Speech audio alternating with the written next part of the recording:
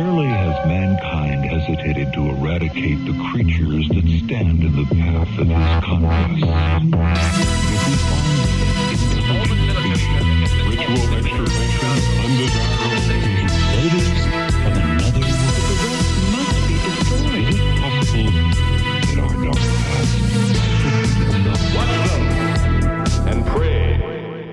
Greetings, ladies, gentlemen, government agents, wet market vendors, and anybody who might be listening. This is Close Encounters of the Podcast Kind, episode 32, continuing on this very interesting and dangerous, possibly, trek on brainwashing and mind control. This is part 2. I am your host, Tasker, and we have, of course, as usual, our regional mind master, Nick. Yes, and recently I've become a paleontologist, so I'm no longer interested in aliens, just dinosaurs. Oh, what inspired such a change? I rewatched Jurassic Park because it's on Netflix again, and I flipped the switch. All of a sudden, I'm like Dr. Grant, and I got my little cowboy hat on. I got my little Velociraptor toe in my pocket that I use to pretend to gut little kids who don't respect dinosaurs enough. I haven't, are you talking the first Jurassic Park, right? Yeah. I have not seen that since high school, actually. Oh, my goodness, dude. Come on. I thought you wanted to be a paleontologist. What are you doing? When have I ever wanted to be a paleontologist? You told me like a year ago. You were like, dude, I want to go to college again, but do geology this time. And then I'll get my PhD in paleontology. You told me you were going to do that. Woke you up in a frenzy at like 2 a.m. It was like, bro, you know what gives me a boner? Bones. And even better, what they used to be. That didn't happen.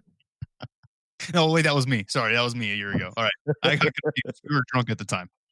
Yeah, there was a lot of that back in those days. Yeah, that was you're right.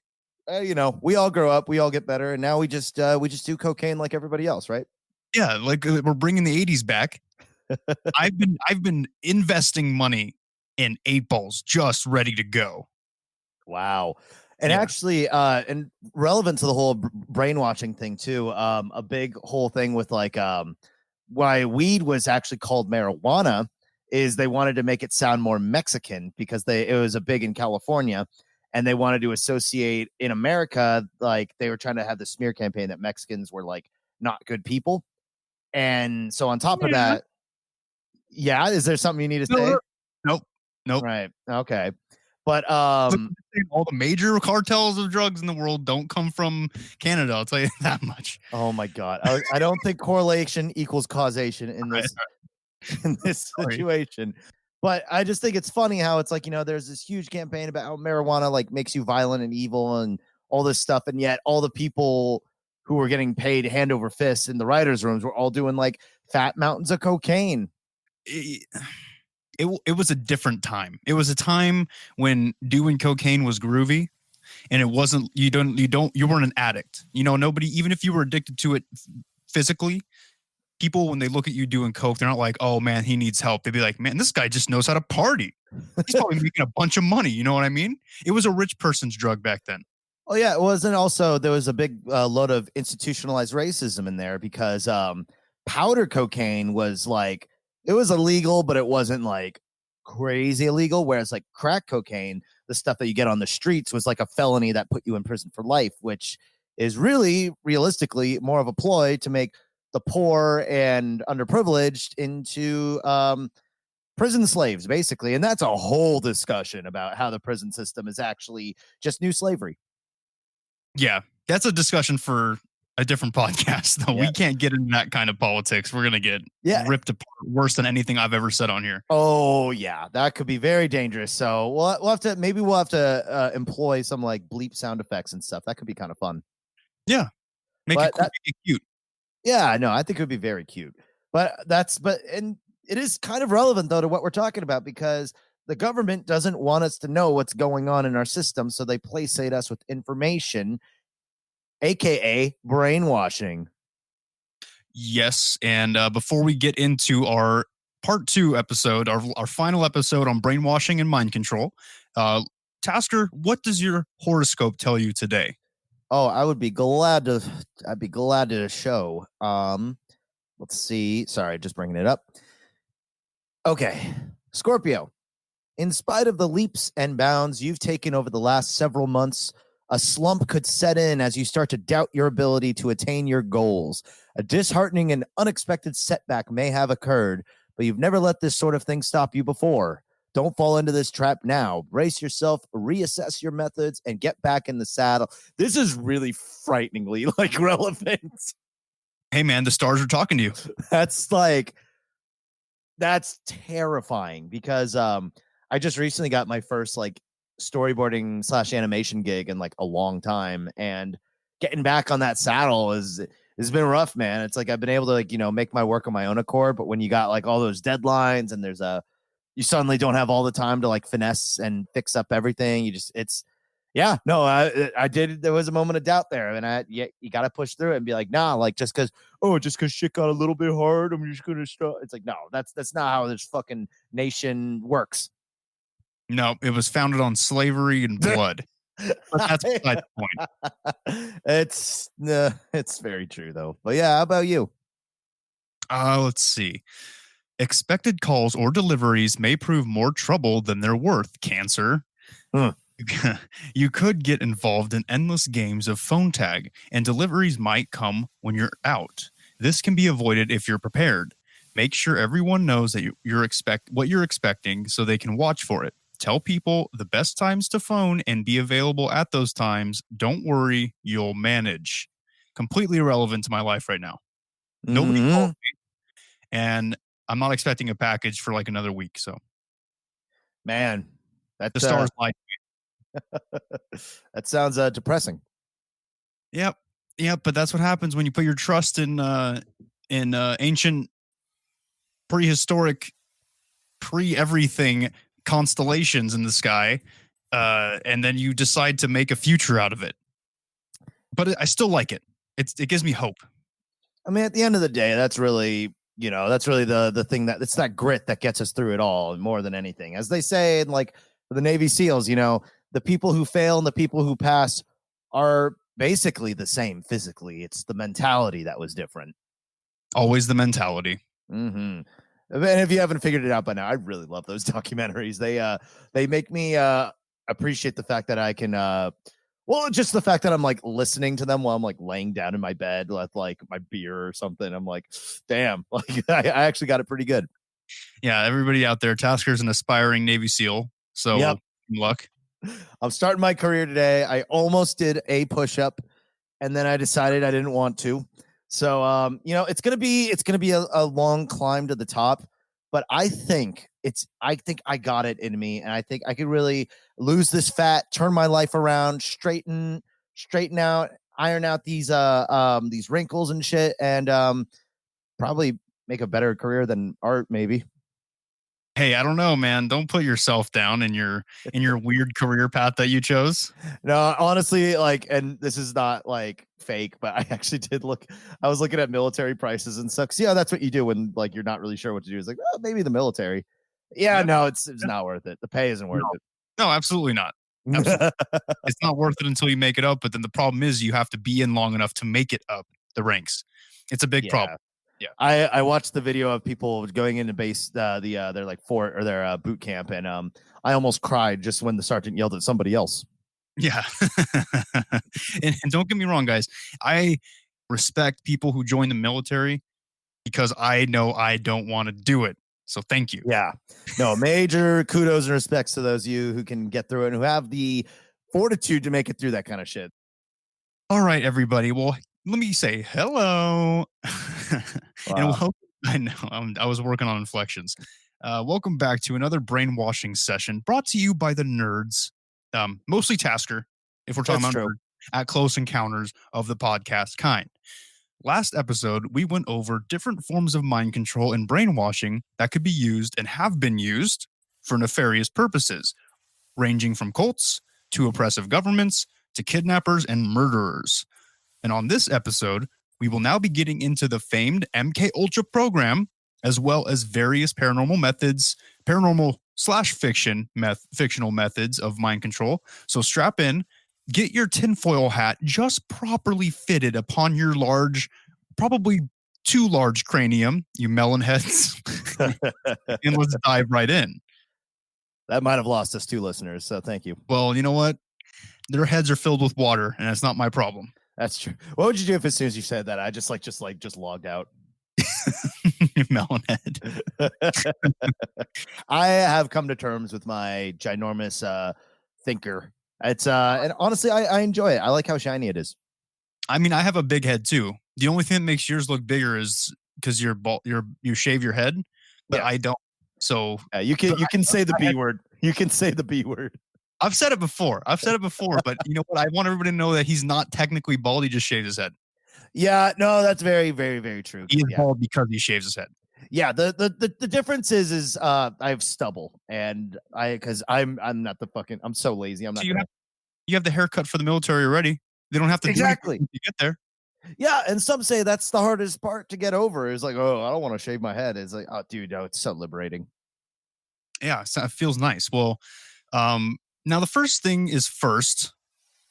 It's time to put the CIA and American government on blast, as if we haven't before, by talking about Project MK Ultra. And I hope y'all are ready for this shady shit because it actually happened. This is 100% true. Yeah, let me jump in and say, normally me being the skeptic, no, this happened. This is real. There's documentation. There's proof. This shit went down. And the only reason this stuff, I won't get too ahead of myself, but yeah, just be aware that like the stuff you're about to hear, this is just like last episode. It happened. Like it was there, and it may, or as far as we know, may not be happening anymore, but we'll see. Doubt it. Yeah.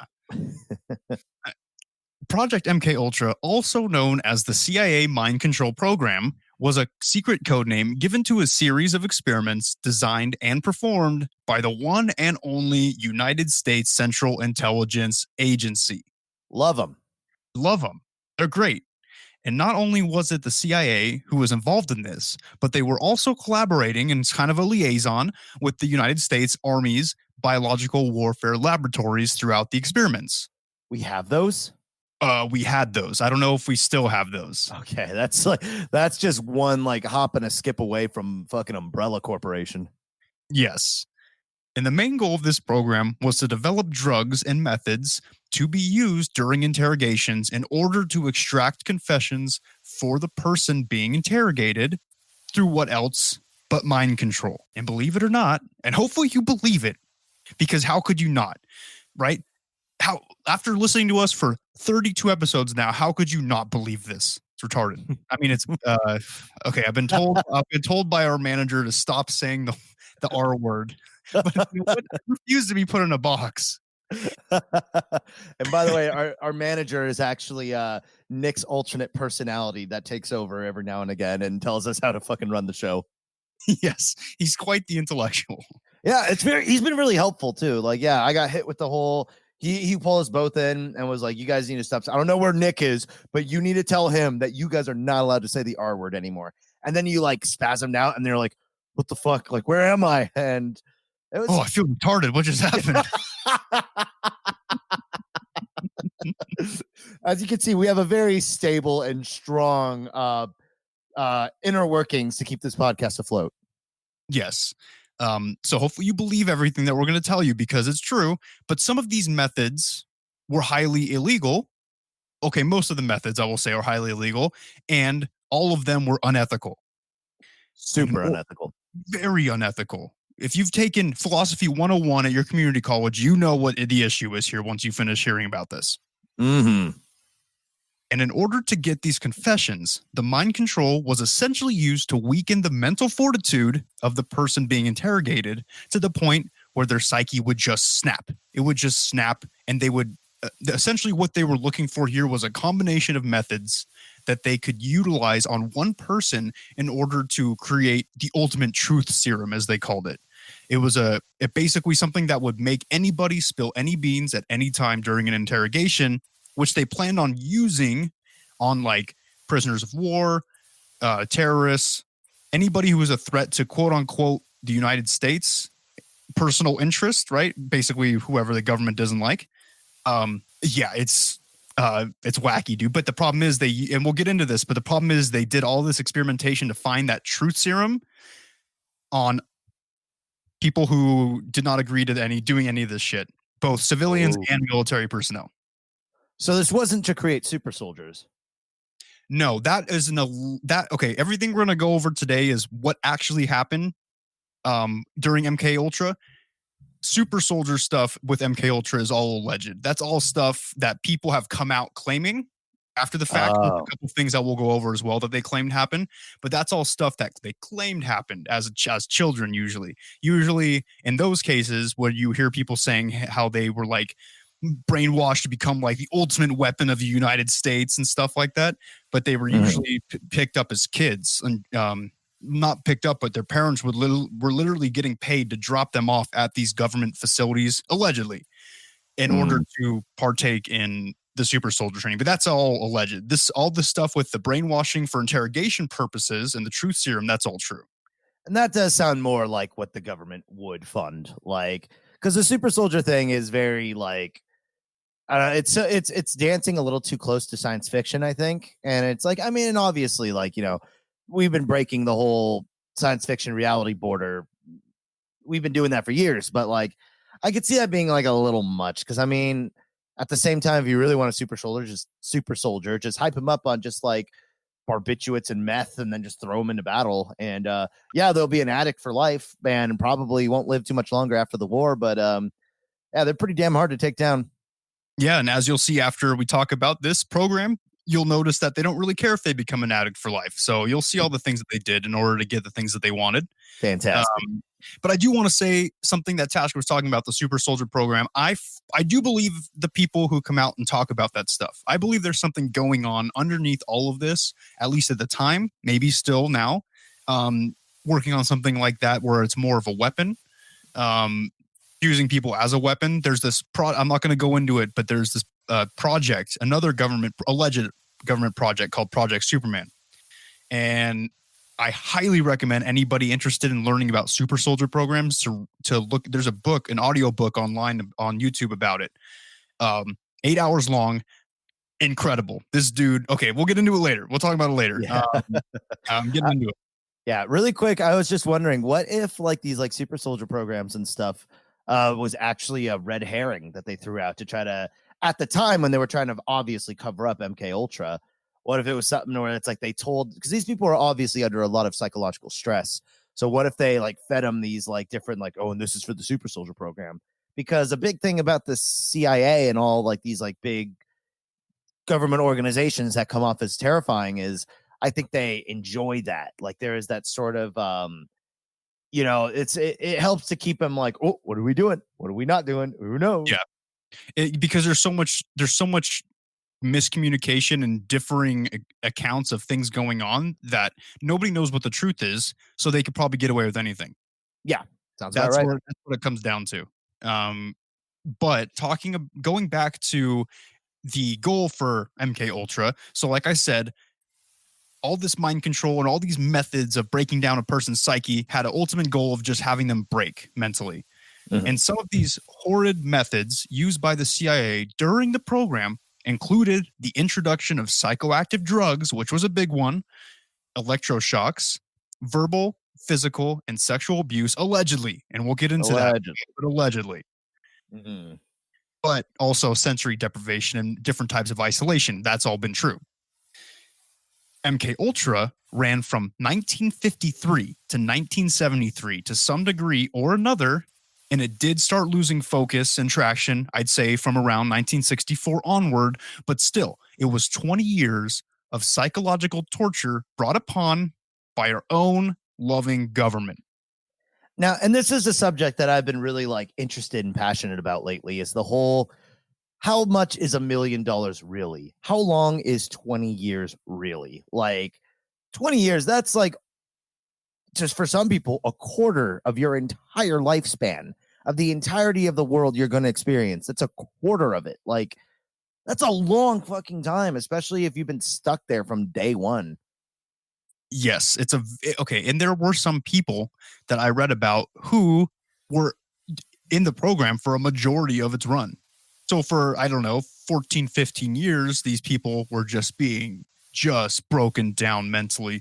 Like, they walked out of there thinking that colors, didn't exist and that they could smell like the outer space, and they could, they were like attacking people because they were all hopped up on we'll get into it, man. I mean, I'm not going to get into those details, but I'm just making stuff up. But I just assume what crazy people do. Right. To me, crazy people smell colors, they attack other people, and they can't be taken down unless it's like 10 stun guns. Yeah, I think the smell. Well, isn't there a thing called synesthesia? Oh no, that's when you can see colors. That's an actual like thing. I can see colors. Oh yeah, how's that going for you? I mean, I can see colors right now. Look, this is red. Yeah, that's red. Well, it's more of a red to black gradient, but yes. Okay, look here, Mr. Art Major. Why don't you get off my fucking nuts, okay? More like Mr. I spent one day on a tutorial on Photoshop to know what a gradient is. Okay, fair enough. I mean, I you know what I call this because of girls' hair colors? I call it an ombre. An ombre, huh? Mm-hmm. Yeah, that's what it's called in hair, at least, when it goes from one color to another.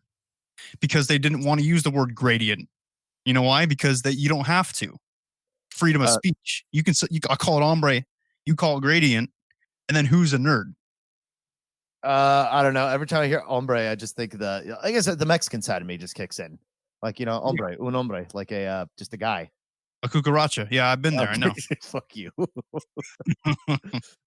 All right. So really quickly though. Yes.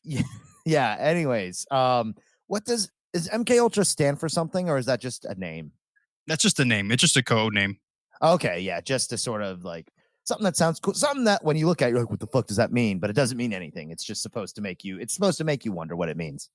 Yeah, it's obscure for a purpose, but it sounds cool, Yeah, it does sound really cool. And throughout this time, when it was running for 20 years, the operations were actually quite diverse in where they took place. When thinking about something this damning that a government has done, most people picture some dark, isolated laboratory deep underneath the CIA headquarters or something.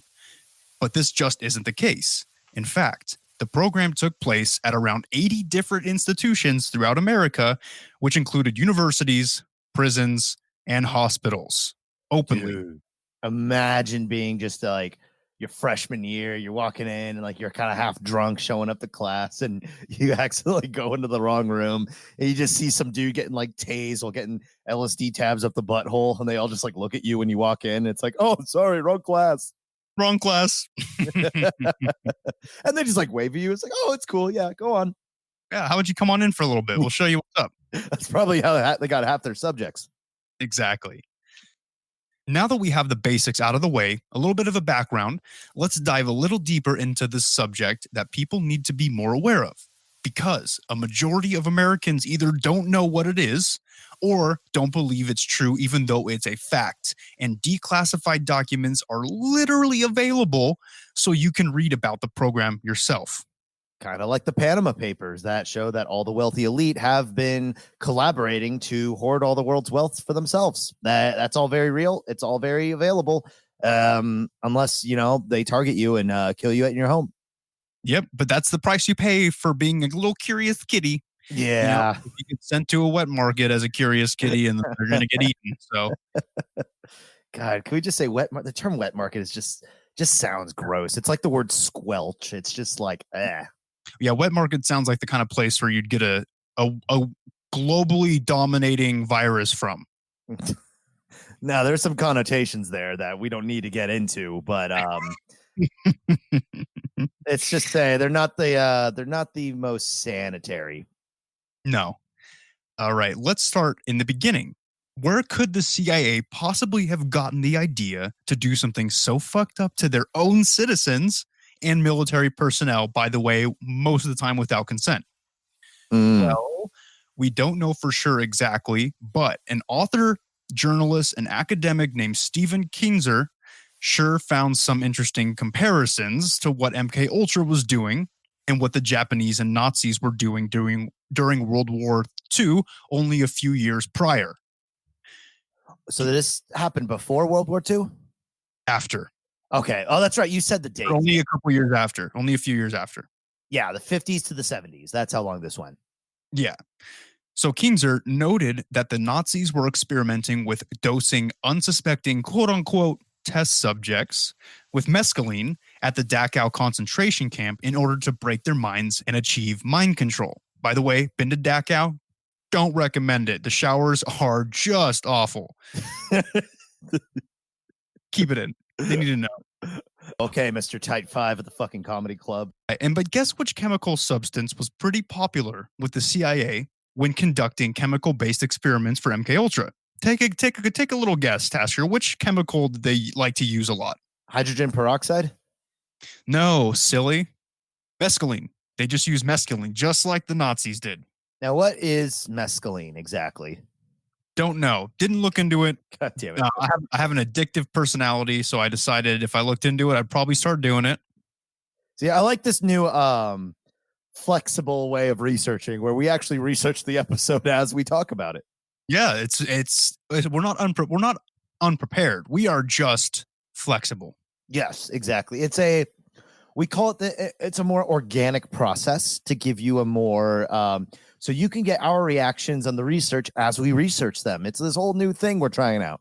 Yeah, we're bringing podcasting to the next level. So strap in. It is all part of the plan.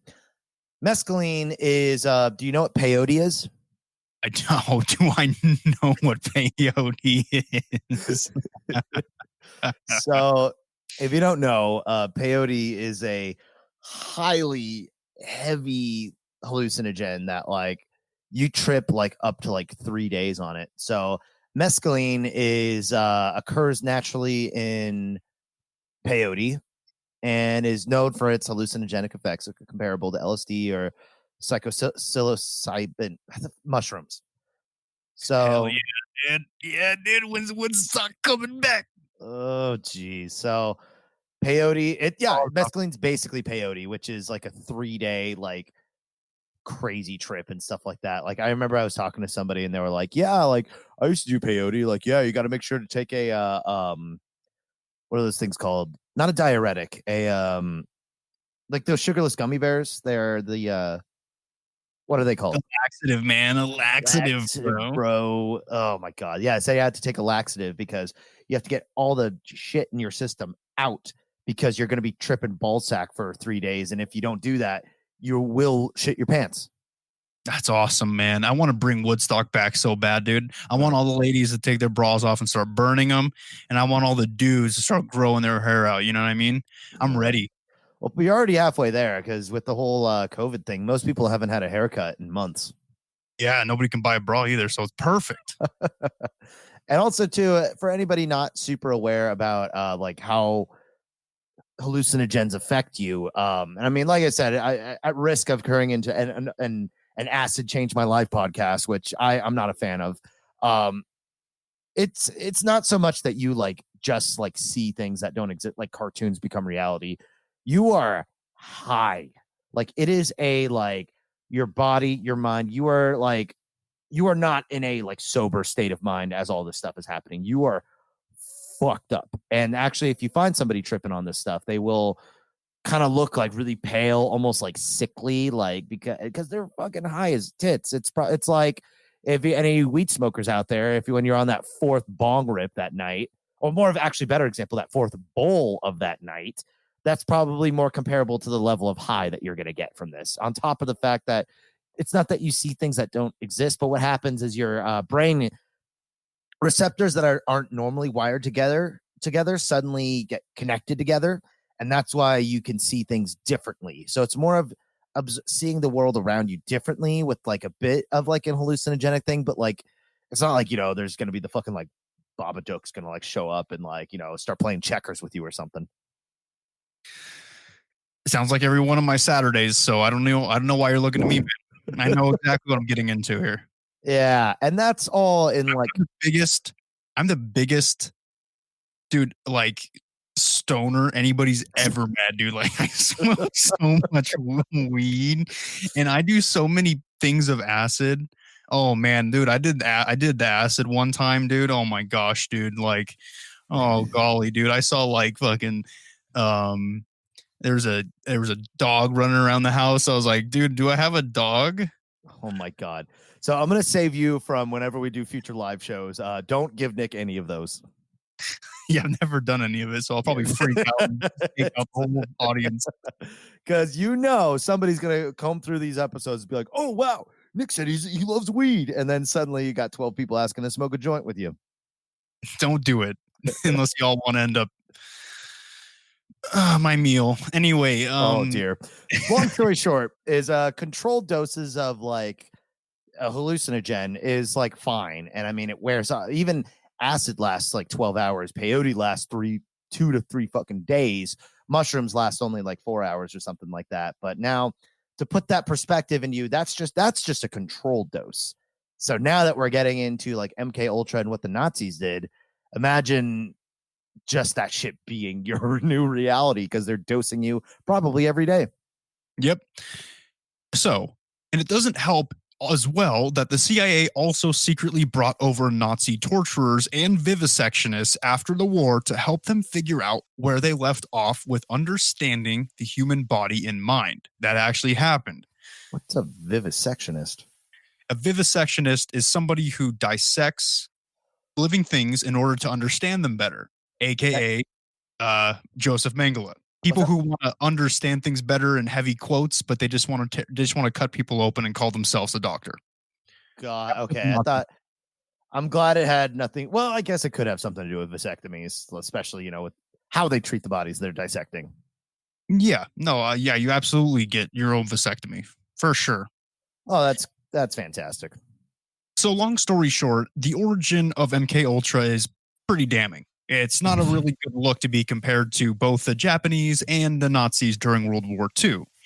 As Kinzer put it, MK Ultra, quote, was a continuation of the work begun in World War II era Japanese facilities and Nazi concentration camps on controlling and subduing human minds, unquote. That is the origins of, well, the alleged, but probably most likely because it's very, okay, there's no hard, okay, let's pretend like we're in a court of law right now. Right.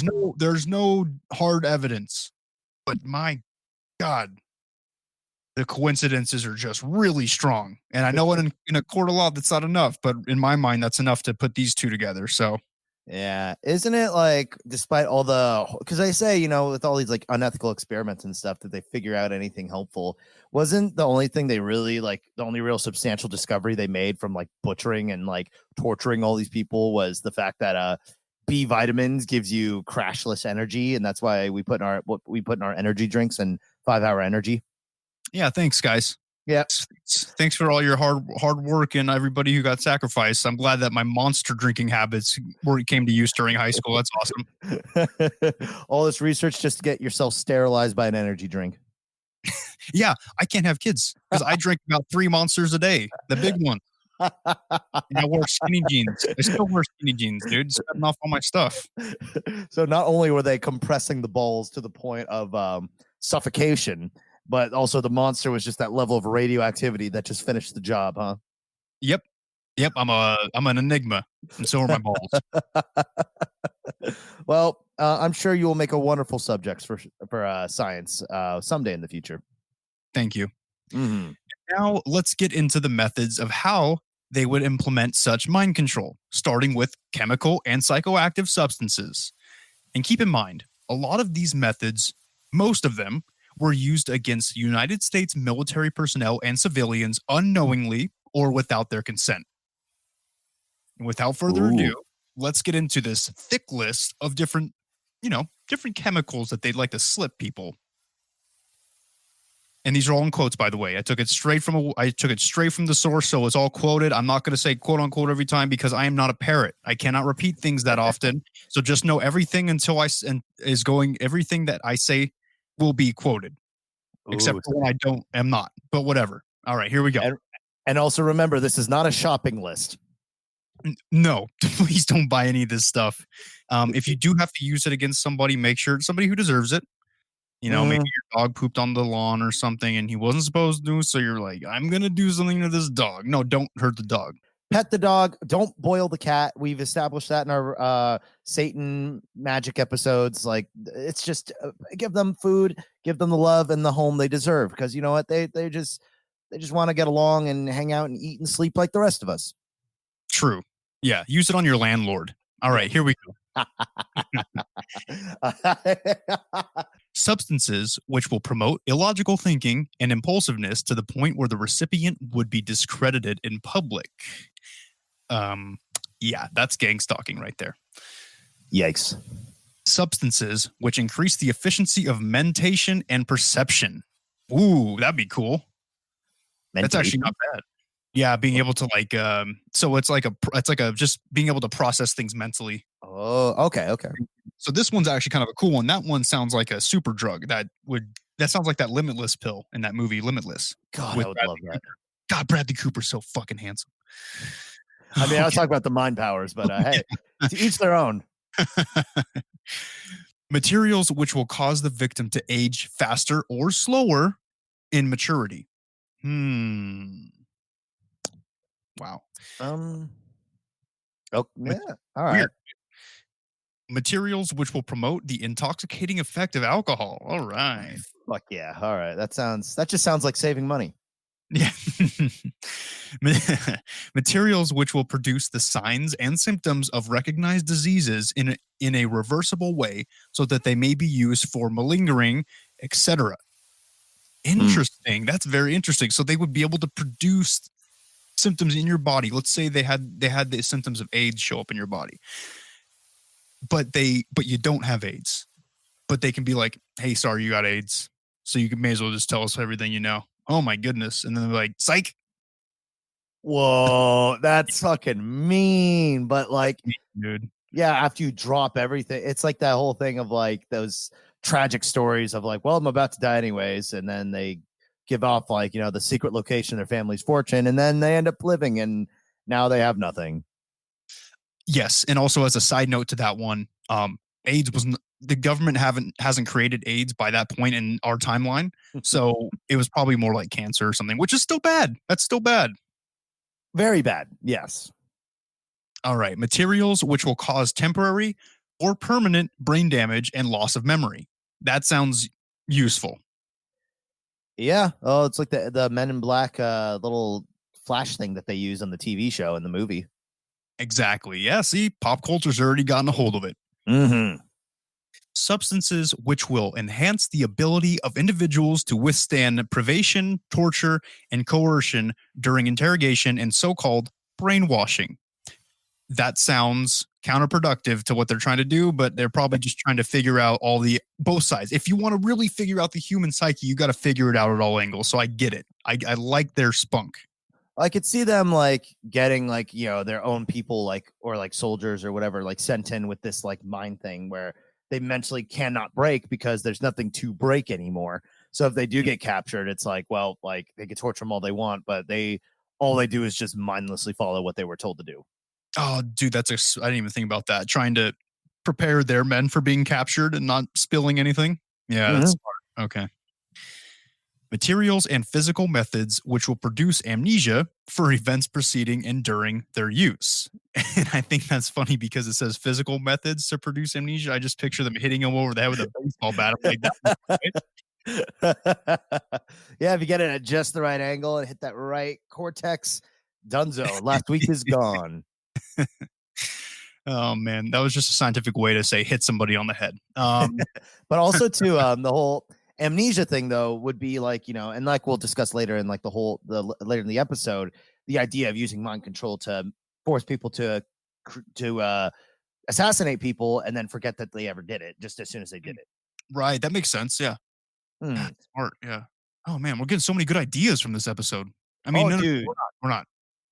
Yeah, no, we're not. No, but when we get to the pop culture part of this episode, you guys will all see that a lot of these things of like how these things could be applied really is it's all over pop culture. You probably already know a ton of them already just at the time you're listening to this. Yeah, we're just laying it out for you. So it's like a grocery store for methods of controlling people in case you're interested. You know what I mean?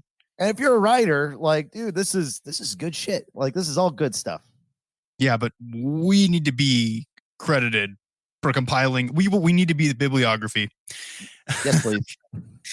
Let's see. Physical methods of producing shock and confusion over extended periods of time and capable of surreptitious use. Wow, that's So basically, that's another scientific way of just saying beating the crap out of somebody. Yeah, I was gonna say that's just torture. Yep, that's just torture. Mm. Substances which will produce physical disablement, such as paralysis of the legs, acute anemia. How do I say Anemia. that? Anemia. Anemia. What's anemia? Is that where you is anemia when you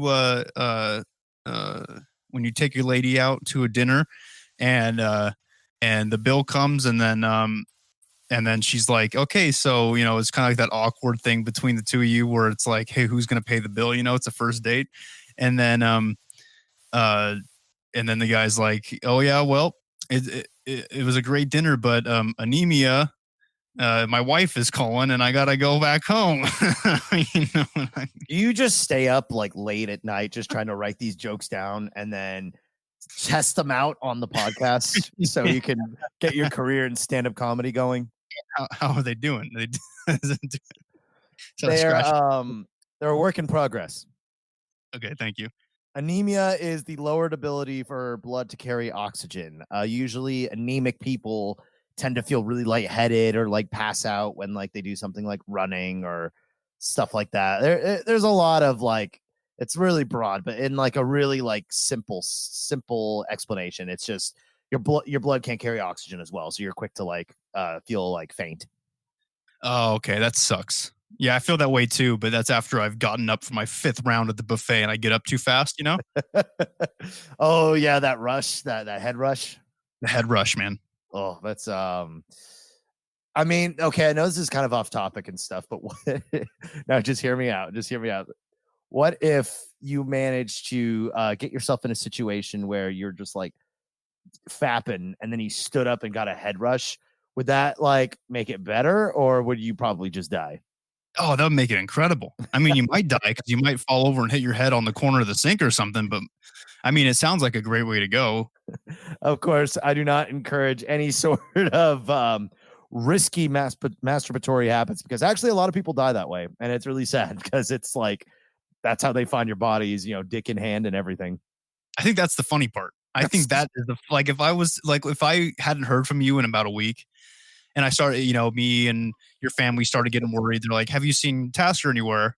I would come back to California, walk into your closet, because I know that's where you'll be, with a belt around your neck, hanging down from your closet ceiling, dick in hand, and I will take a picture of it and use it as a black metal album cover. Thank you.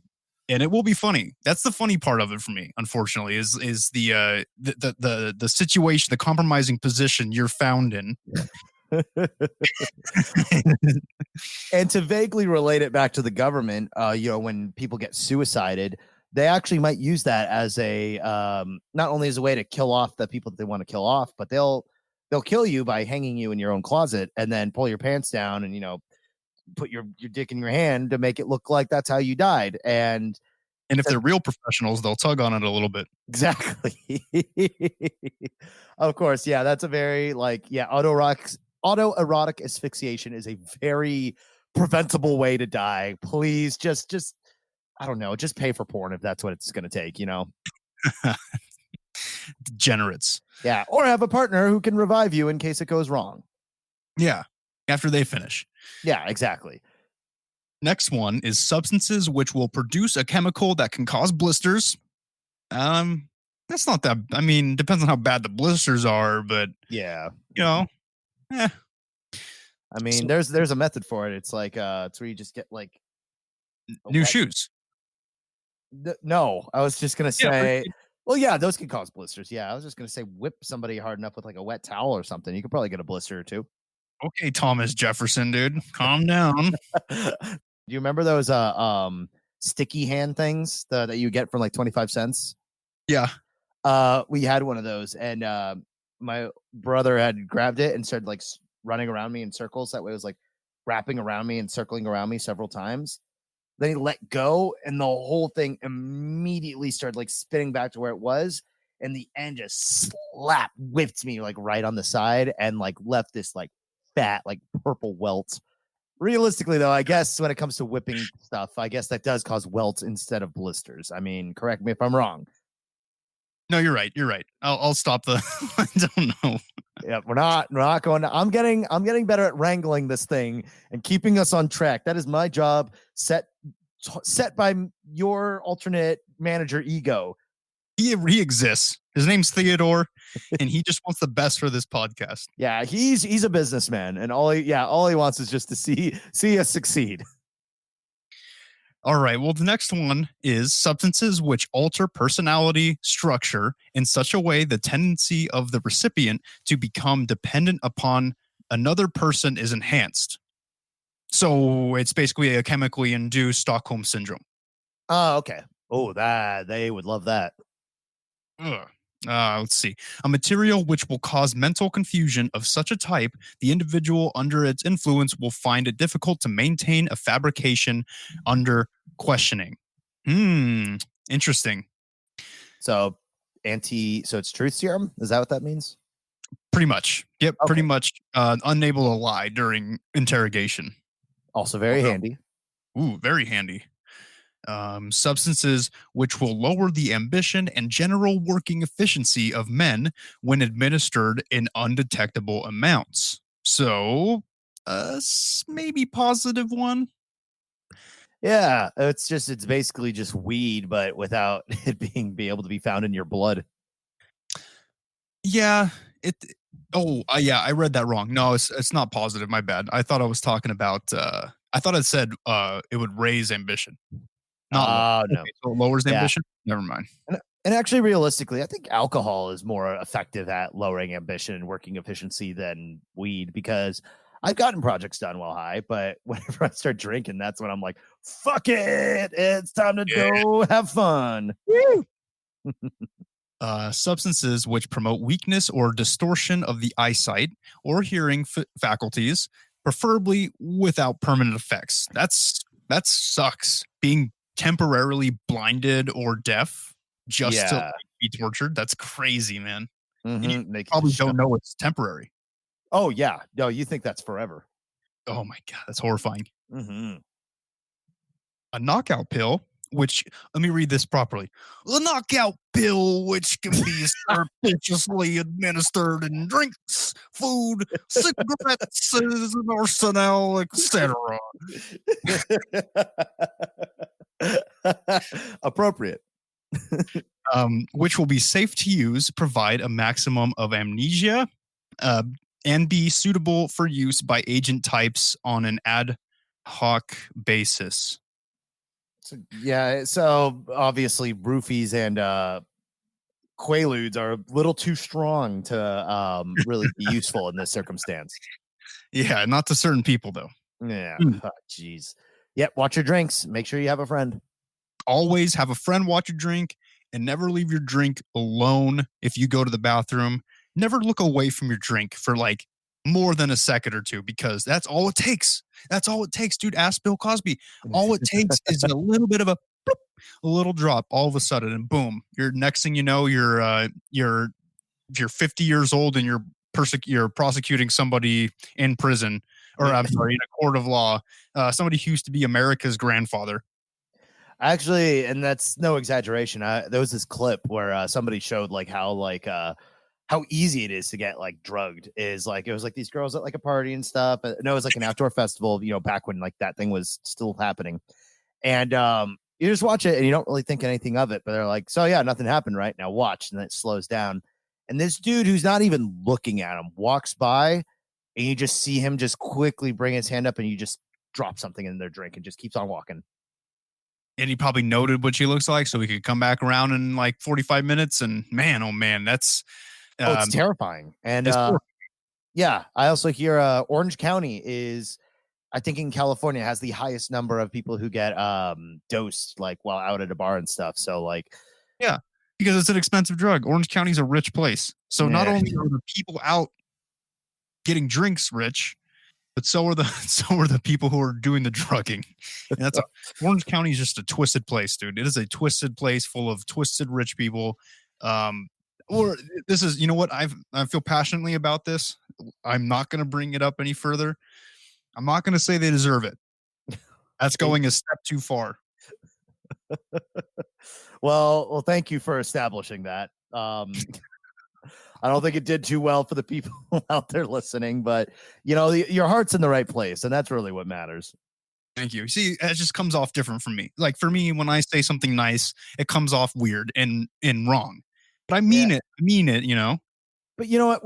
And this is a little disclaimer. This podcast, we're not psychiatrists. We're talking about fucking mind control drugs today. Like, if you have some serious issues and these things that might make you feel like put you back in a bad place in your life, like, go see a therapist. Go, like, what are you doing listening to this right now? Stop making it worse for yourself. Yeah, finish the episode so we get that count, and then go to your psychiatrist. Finish the episode on the way to the psychiatrist and get the help that you need and deserve. No, I'm just kidding. Go get the help. Go get the help. And last but not least, a material which can be surreptitiously administered by the above routes, basically everything we just mentioned, and which is in very small amounts will make it impossible for a person to perform physical activity. So basically makes them vegetables, essentially. Yeah, undetectably. Well, it's like if any of you guys have ever seen Breaking Bad, he uses his one of his favorite methods of assassination is ricin, which with the way it reacts to your body, like unless you know to look for it, yeah, it basically just looks like a heart attack or like the flu or like you just got really sick. And it's like unless you know to look for it, or it's almost borderline undetectable. And in real life, many people have used that as well to kill. So it works. Unfortunately, it works, and it is very undetectable. So, and like we established, this is not a shopping list. This is not the anarchist cookbook. This is just okay. I should go back and say it doesn't work. You get caught every time, so don't even try it. There we go. Yep, exactly.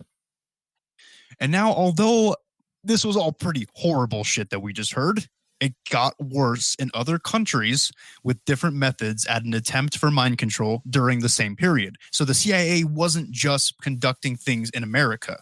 They were doing, and we'll get into it. So you see, still reeling from World War II, the U.S. still occupied and controlled certain parts of countries in Europe like Germany and certain parts of Eastern Asia like Japan in the 1950s. The CIA set up illegal detention camps within some of these areas, and this is where the more physical side of this program took place. As you can imagine, I'm not saying that, okay, I think it's stupid how the CIA thinks that just because they were like, you know what, I know we're doing all this chemical stuff on our own people without them knowing, and we're ruining their lives, and we actually killed one guy. At least we're not hitting them that much. But they're like, what we could do is we can get those Krauts and we can get those Krauts over in Germany, and we'll set them up in their own, see how they like concentration camps, and then we'll start beating them up for this program as if they thought it was any better. And I mean, despite the rhetoric you used, that actually was the prevailing attitude at the time. And I'm sure that is what they call. Well, yeah, Krauts, man. Yeah, well, this is right on the heels of the fact that after Nazi Germany's fall, they were known for just having committed huge genocide that is just common knowledge. And genocides are kind of a touchy subject because there's a lot of them that kind of went unpunished. And that's what's unique about the Nazi one is that was the one that really just was so on the forefront and in the news that it was just, became the sort of the model for why genocide is terrible, which is terrible in general. But so you can imagine after the war was won, everyone came in and they're cracking their knuckles, and they're just, like you said, they figured them expendable at the time. Yep, exactly, and that's a key word in this whole process in these countries, expendable.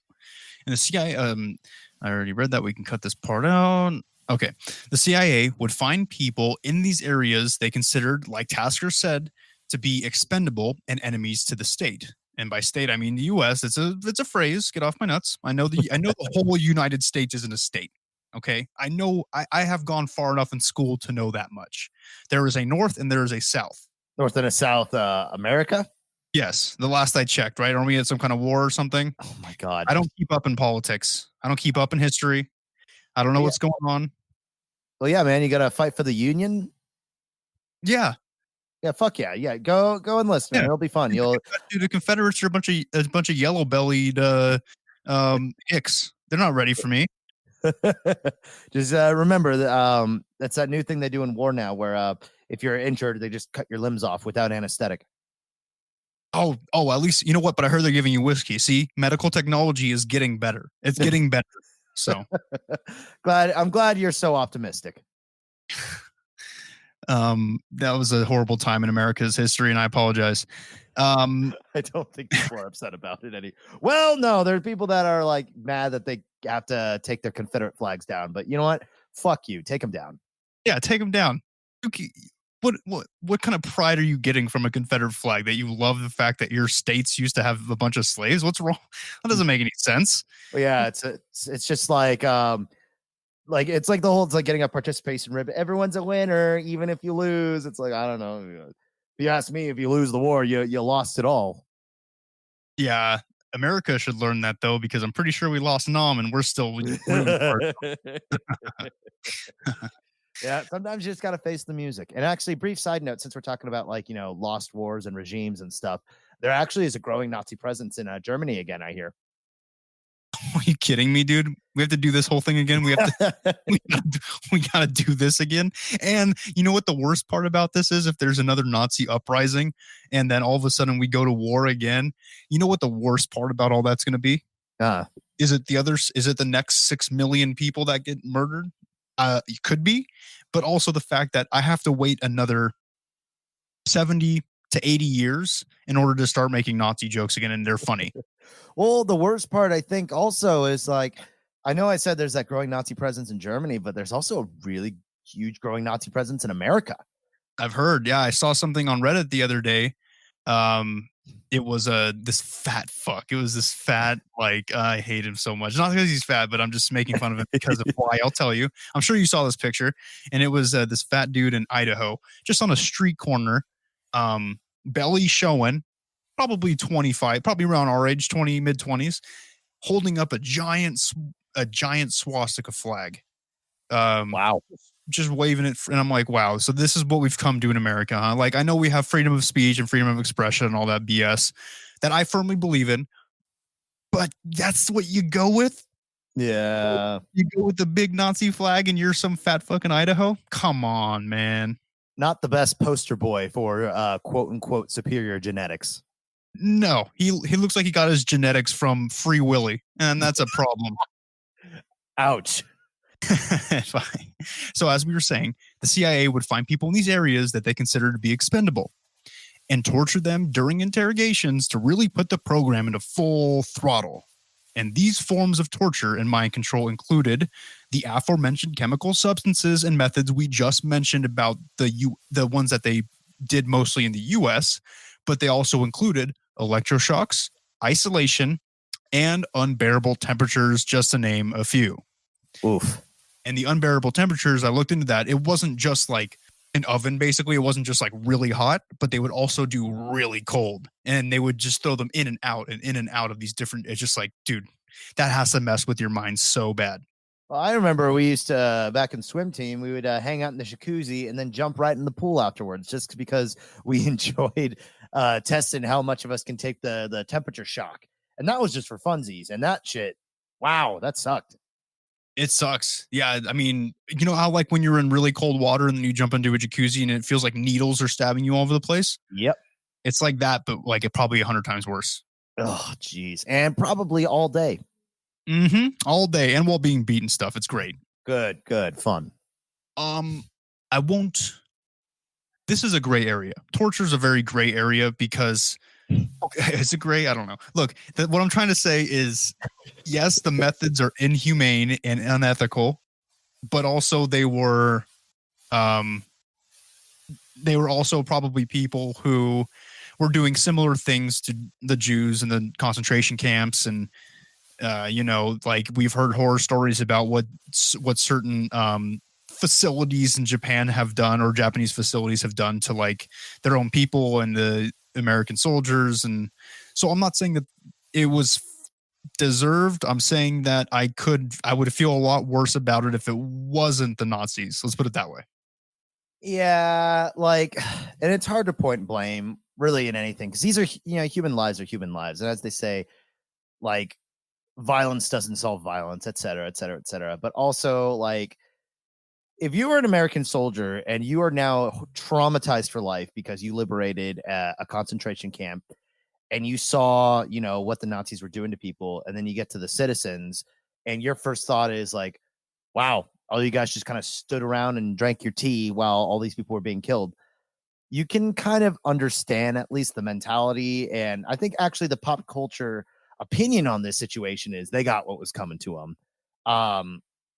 And it's a very like you said, it's like a gray area. Torture is fucking horrible. And, it's not something we should really, it'd be great if we didn't have to do that at all. But, obviously it's not the way the world works. It's a very horrible, existence out there being a violent human being. But like, I don't know. It's kind of tricky because it's like it's more of a, it's not so much whether it was right or wrong. It was emotions were high, tensions were high. What the fuck do you think would happen? Yep, and especially back then when there wasn't a lot of PC stuff going on. Oh you know, yeah. it was just like, hey, we're torturing a bunch of Nazis and Japanese after the war, and most of the people were like, oh, cool. You know what I mean? It was a different time. Probably high-fived him too. Oh yeah, probably smacked him on the ass. Oh boy. All right. Well, as far as the more physical and sexual abuse goes, those are more alleged methods. And I say alleged lightly because I believe personally that it has happened, but it's important to point out the difference between what we know for sure in this subject, which is everything we just went over, and then what we're getting into now, which is more anecdotal. You could put it that way. Right. Methods of mind control used by the CIA on their victims. As a majority of the people talking about these forms of abuse in order to achieve mind control, no joke, can be found on YouTube, claiming they have been brainwashed through various horrific acts and for even more horrific purposes. For instance, I have heard a lot of stories about people, like we said at the top of the episode, basically their parents are being paid by the government for the parents to drop them off at a facility after school where they can go through these different forms of torture and mind control as kids, because they're basically, these people are claiming that there's some kind of Manchurian candidate where they're just like becoming super soldiers like we talked about, or they're becoming sex slaves, something like that along those lines. And the MK Ultra mind control and all the things they found to work are being used on these people now in order to not to continue the program, but to utilize and put into effect what they learned from MK Ultra. And some say that was their purpose all along. Wow. So it goes deep. And like I said too, just now we're talking about like the YouTube and stuff. Like I don't doubt that some of these probably have some credibility. Also too, who's to say that the CIA just doesn't make their own homebrew versions of them just to kind of throw you on the wrong track? Yep, exactly. See, there's nothing that we know for sure, so you have to keep your mind open to what's going on, and you don't want to become one of these people yourself. You know what I mean? Because if I know I'm 20 something years old, but if my mom was like, hey, because my mom still takes me to the dentist, I don't have a license or anything, I don't have a You still go through like the little kids brush, you get a little prize at the end. Yeah. And she's like, hey, we got to go to the dentist. And I'm like, oh, cool, mom. Thanks. We're going to the dentist. I can't wait. And then so I get in her car. She drops me off at not the dentist. It's like this corporate facility looking thing. And then all of a sudden, I'm sucking some guy's dick. It's weird, man. For years. Yeah, for years. It's weird. It was a weird situation. So you don't want to end up like that. You know what I mean? Yeah, but hey, at least in this economy, at least you get free room and board, right?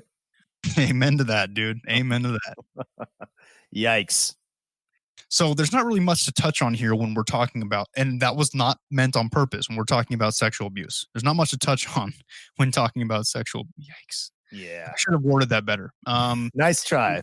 There's not much to go over in subject matter when talking about this form of abuse. There we go. But, like I said, it's mostly alleged, and it's mostly people who claim they have been sexually abused in order to break them mentally. But it's not impossible because remember last episode when we were talking about Patty Hearst, she was sexually abused and then she became a full-fledged member of their organization. So it's definitely a possibility. It's Oh just yeah. what you want to believe. Oh yeah, and that shit happens everywhere when it comes to somebody in a position of power. That's both in like civilian life and that's both in military life. That if somebody has an exerted control over another person, you know, people are fucking crazy psychosexual predators and shit, and they'll do predator shit, you know? Like that's when given the opportunity, because there are people out there who choose to not restrain themselves because there's so many psychotic reasons why people do what they do. So in the case of MK Ultra, there's no real documented, like, because a lot of the stuff we talked about was very much true, very much happened, but the sexual abuse, like how it is in most cases, is on a can neither confirm nor deny basis of it probably did happen. I mean, obvious, especially in like, when they were doing experiments on like, the leftover civilians of like Germany and Japan after World War II. I am almost positive like that shit happened. Like I would be, it's just, it feels almost like impossible that that shit didn't happen at all. Yeah, it's hard to deny. It's really hard to deny, but at the same time, people, especially when talking about things that the government does, want proof. It's different for me to believe in other things that we usually talk about here on this podcast, like cryptids, extraterrestrials, abduction cases. It's easier for me to believe those people because I'm inclined to believe that stuff. But when talking about government related things, people want to see it in writing. They want to see declassified documents straight from the government, which you don't think you're edited, by the way. You don't think that they have any control over that, and that come on.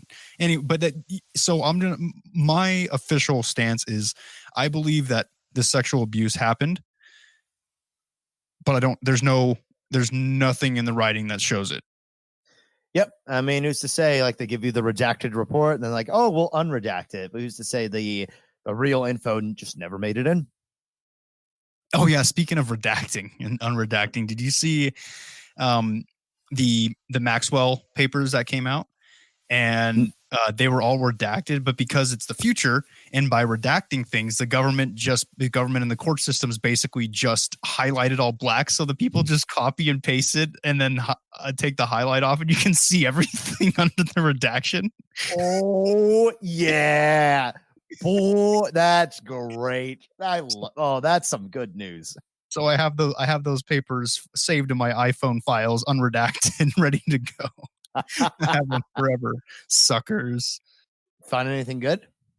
It's all a lot of court jargon. It's kind of hard to understand, but That's on purpose. Yeah, definitely on purpose. But there's some interesting bits in there. Interesting.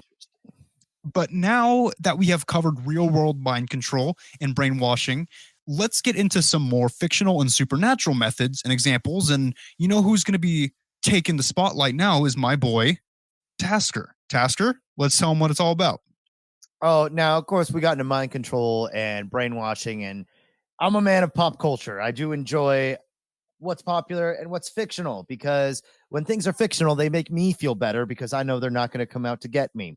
So this episode has been pretty heavy and pretty intense, actually, a lot more than I even expected. So let's end it off with something a little bit more fun, and let's go into when we think of brainwashing and mind control, the first thing we don't think of is Project MK Ultra for the most part, or, using torture as a means to, get people to spill the beans or whatever.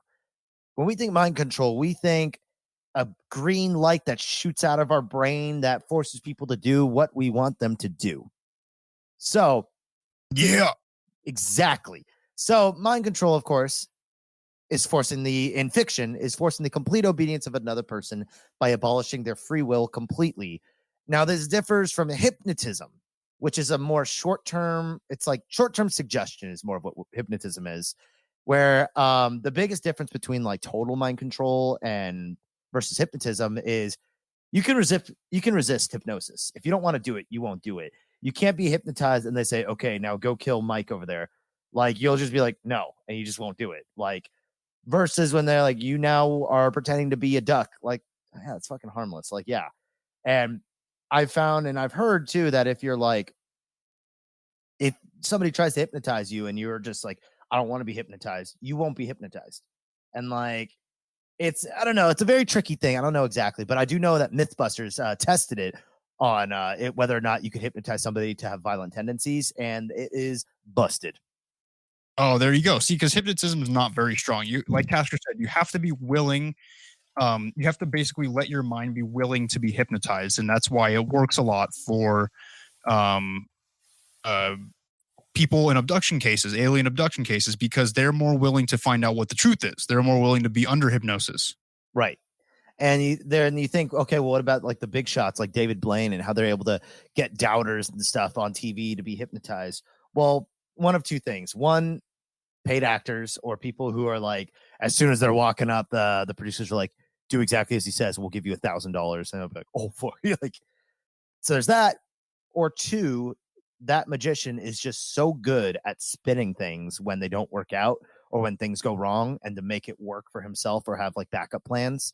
And it just speaks more to his skill as a magician.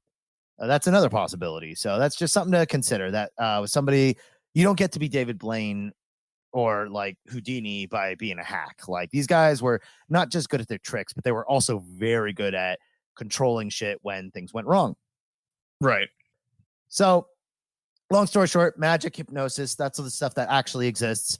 But we're going to go into, like I said, flashing green eyeball mind slave stuff.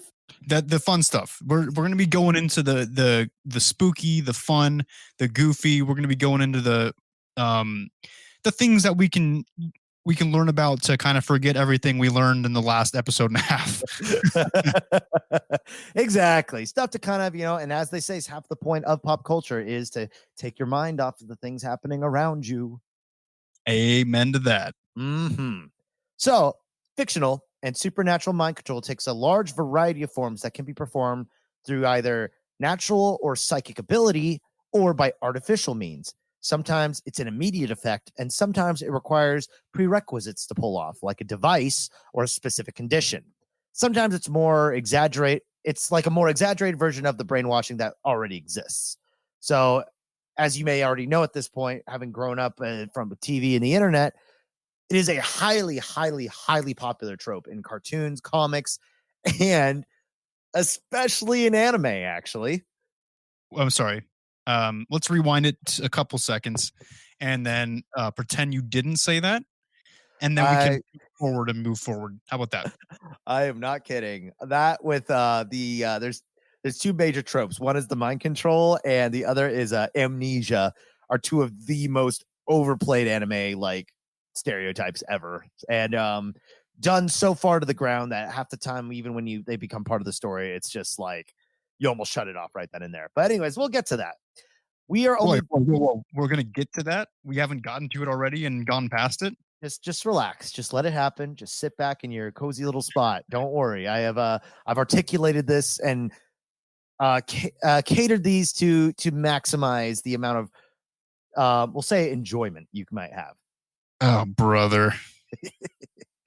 So we're only, of course, going to do a small sample of mind control in pop culture. There's so much.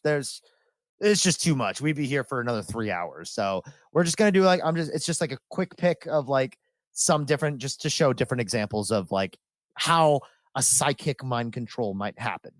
So also too, another note is that a common thing is that people under mind control generally have some sort of change, like their eyes change, their eye color, their voices change, there's a posture change, or basically like they're acting like what's just one big giant meat puppet.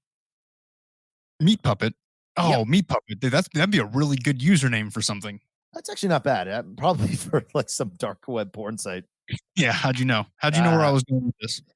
I had an inkling. So I separate it into two major categories. The first one is assassins, technology, and communism.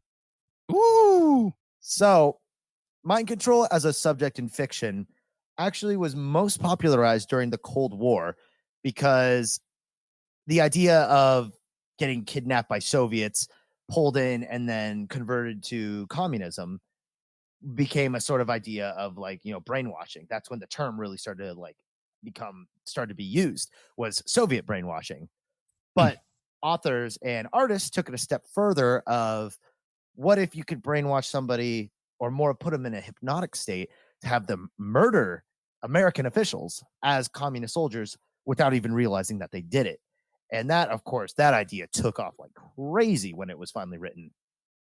So most popularly, these two films, they were both books first, and then they became movies, would be The Manchurian Candidate and The Ipcris Files, where Manchurian Candidate is about the son of a political something famous family or whatever, basically gets kidnapped by Soviets and is made into an assassin through brainwashing. Or the Ipcris Files, or IPCRESS Files, is just kind of more in general about like Soviet Union brainwashing and how it affects people. Michael Caine's in it, and I hear the movie won a couple awards. I haven't seen it, but that might be something to put on the watch list. Michael Caine. Look at me, I'm Cockney.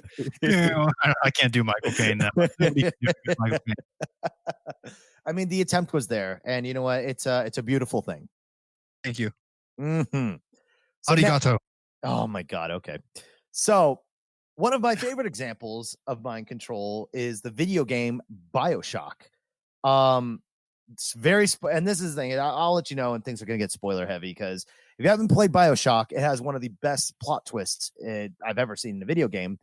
For starters, there's a heavy emphasis in the game of the phrase, "a man chooses, a slave obeys."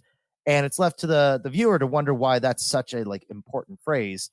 But the twist and the spoiler in the end is that the protagonist was actually a mind-controlled, brainwashed assassin the whole time, and that your allies in the game had actually been controlling you with a control phrase at the end of every single. And you'll notice as you play through the game again, a lot of things that you did were because this control phrase was dropped, and you would just, even though it was a objective in the game, in essence, it was just because your character was mind controlled.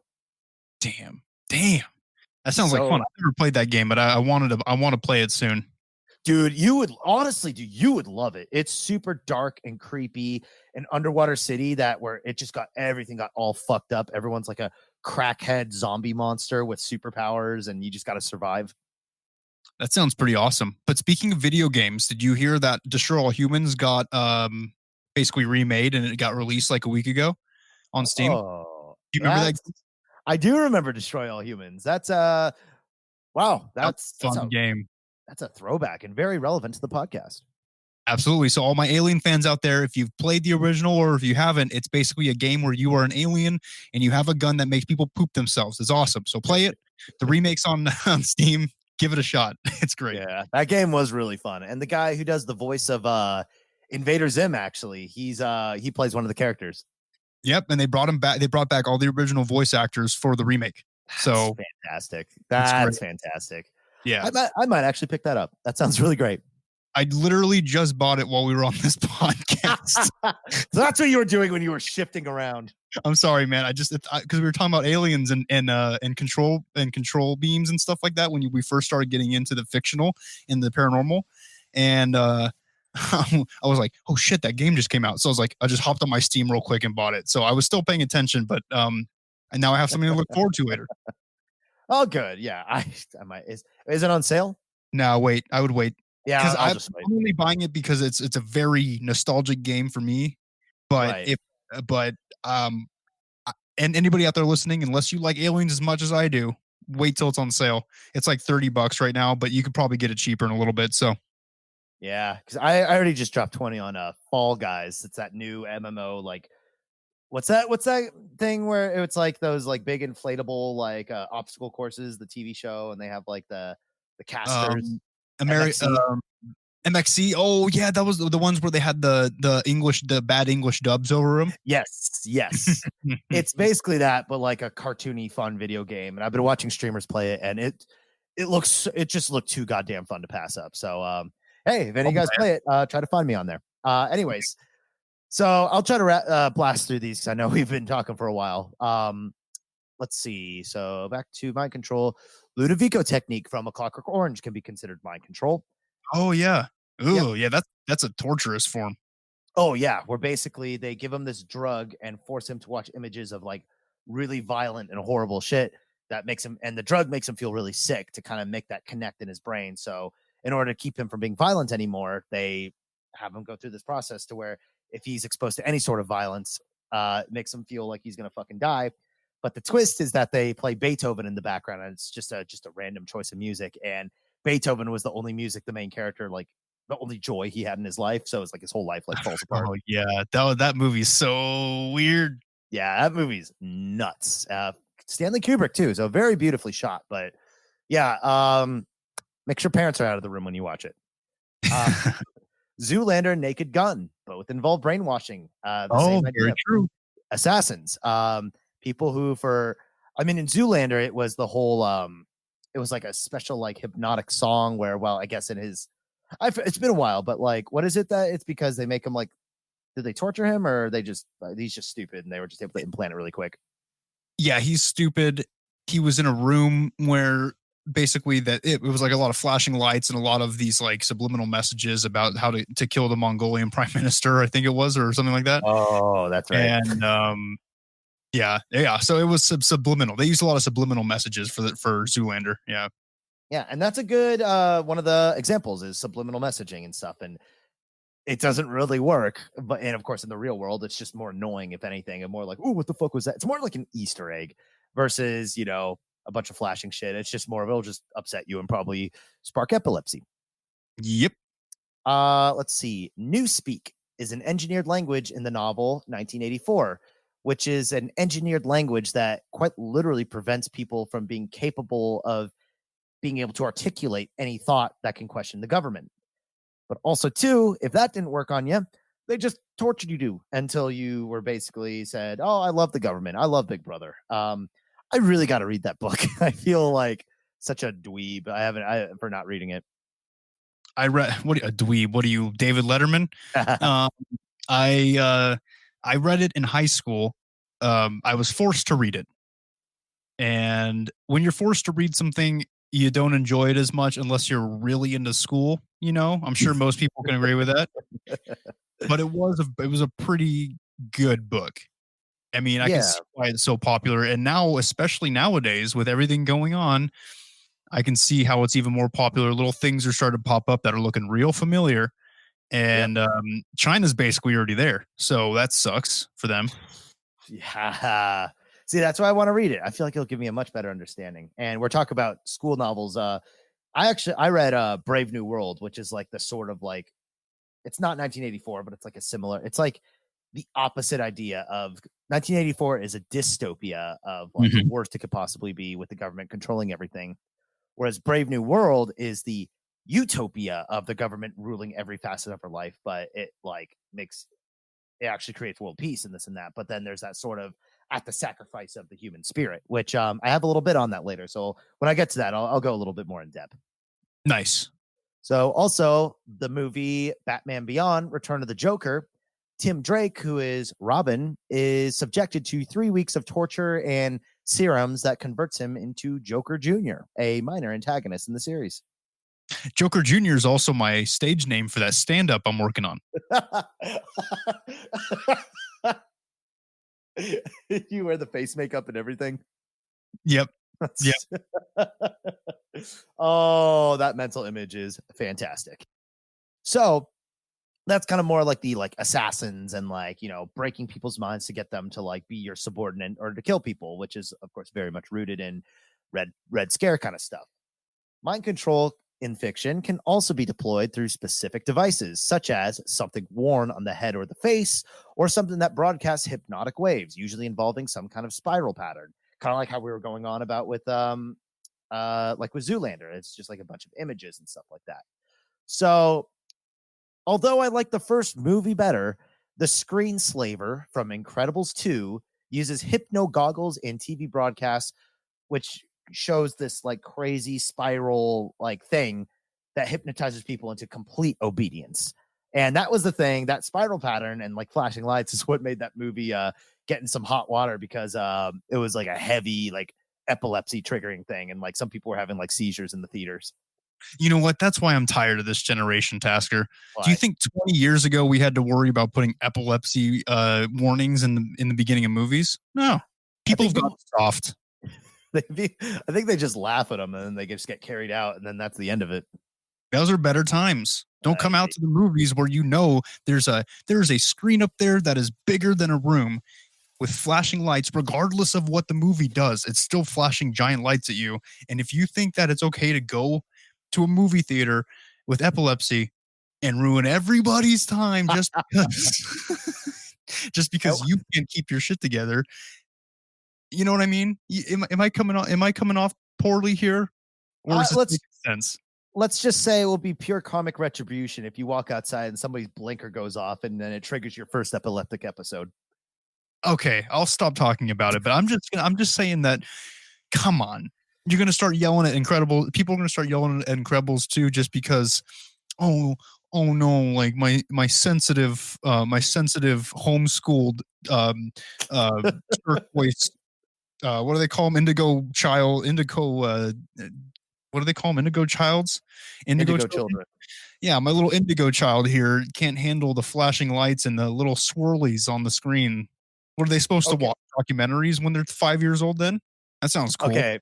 You do me the solid later and watch the scene of Screenslaver versus Elastigirl, where he traps her in a giant box full of the hypnotic stuff. Dude, even me who does not have any pre-existing conditions, it's pretty hard to look at, dude. Like, you got to give it a try. It's pretty nuts. Like, I'm actually surprised that it got approved. I'll give it a shot, but I don't have epilepsy, and that's not my problem. It's not my problem. I paid damn near $20 just to get into a movie theater, because don't get me started on that. Those are going up too. Yeah. If they exist next year. If they exist. You know what? But you know what? Maybe it's best that they don't exist next year, because then I don't have to go to the movies. And then all of a sudden some mom starts freaking out in one of the back rows saying, "Oh no, my kid is dying. My kid is dying." I'm like, well, lady, you should have thought about that before you brought your kid to a movie that has epilepsy. It doesn't make it's like, how do I put this? Okay. It's like I go to a restaurant. I pay a really good meal, because I only eat meat. Right, I'm on the carnivore diet, so I'm eating steak or whatever, ribs, and then some vegan, sitting a couple tables down, starts freaking out because the waiter brought a plate of steak to my table and walked past them with it. It's like, that's not my problem. You know where you came. You know where you're at right now. You should have accepted. I don't think that's a fair comparison to people with epilepsy. But you're right. Vegans are much worse. I apologize. This is true. Actually, no, that's something I can jump on board with. But we'll just say we'll let karma do its thing. We'll say if you get epilepsy tomorrow, and also I feel like half the show is just our facial expressions when all this shit's going down. Like, I can't even it's like I have no control over the amount of just like glaring I can pull off when Nick goes on a tangent about why people who have preventable diseases are fucking a pain in his ass. You're a pain in society's ass. It's not just unpreventable diseases. I mean, it's preventable. Just stop looking at things in the movie theater. Stay home. It's preventable. Oh my God! All your problems. Stop taking it out on us. Okay, let's move on. Another example would be from a lot of things that we grew up with, and actually that recently had a movie, so there might even be a new audience for it now. Is Captain Underpants, where their principal, right? Mr. Krupp or Principal Krupp or whatever the fuck. I forgot his name, but yeah, their principal. Yeah, where they got the 3D, George and Harold got the 3D hypno ring from like a cereal box, or no, I think it was from their comics. Like they just sent in all the something, and then it actually hypnotized them into becoming the superhero that they created in their comic books. So I love those books as a kid. Me too. Yeah. In SpongeBob, there is an episode where Plankton inserts a device directly into SpongeBob's brain and takes over his motor function, but not necessarily his thoughts or intentions. So that's more of a physical control. And that's another thing of that might come up over and over again, is that whole mind control versus just straight up puppetry. Interesting distinction between the two. Also something we didn't really cover. Yeah, because it's hard to say because I mean, it's not brainwashing, because brainwashing includes changing thought, but mind control, is it synonymous with body control? Like, you know that you're being controlled, but like your body still does. And there's a lot of gray areas which we'll come to see. Another subject instead of like a piece of technology like the aforementioned examples would be cursed objects that contain the presence of a demon or a creature that can bend you to their will by holding, wearing, or wielding whatever objects they may be. One of the most distinct one would be the mask from The Mask, because that's you're basically possessed by like the spirit of like Loki or something, right? His spear was powered by was it the Mind Stone? No. No, not the Marvel Loki, like the. Oh, we're talking about actual Norse mythology. I'm sorry. For some reason, I was just like thinking about Captain America's ass, and it's just with Super Soldier, I can hardly blame you. That thing is perfectly sculpted. But what about the Norse mythological Loki? What are we comparing him to?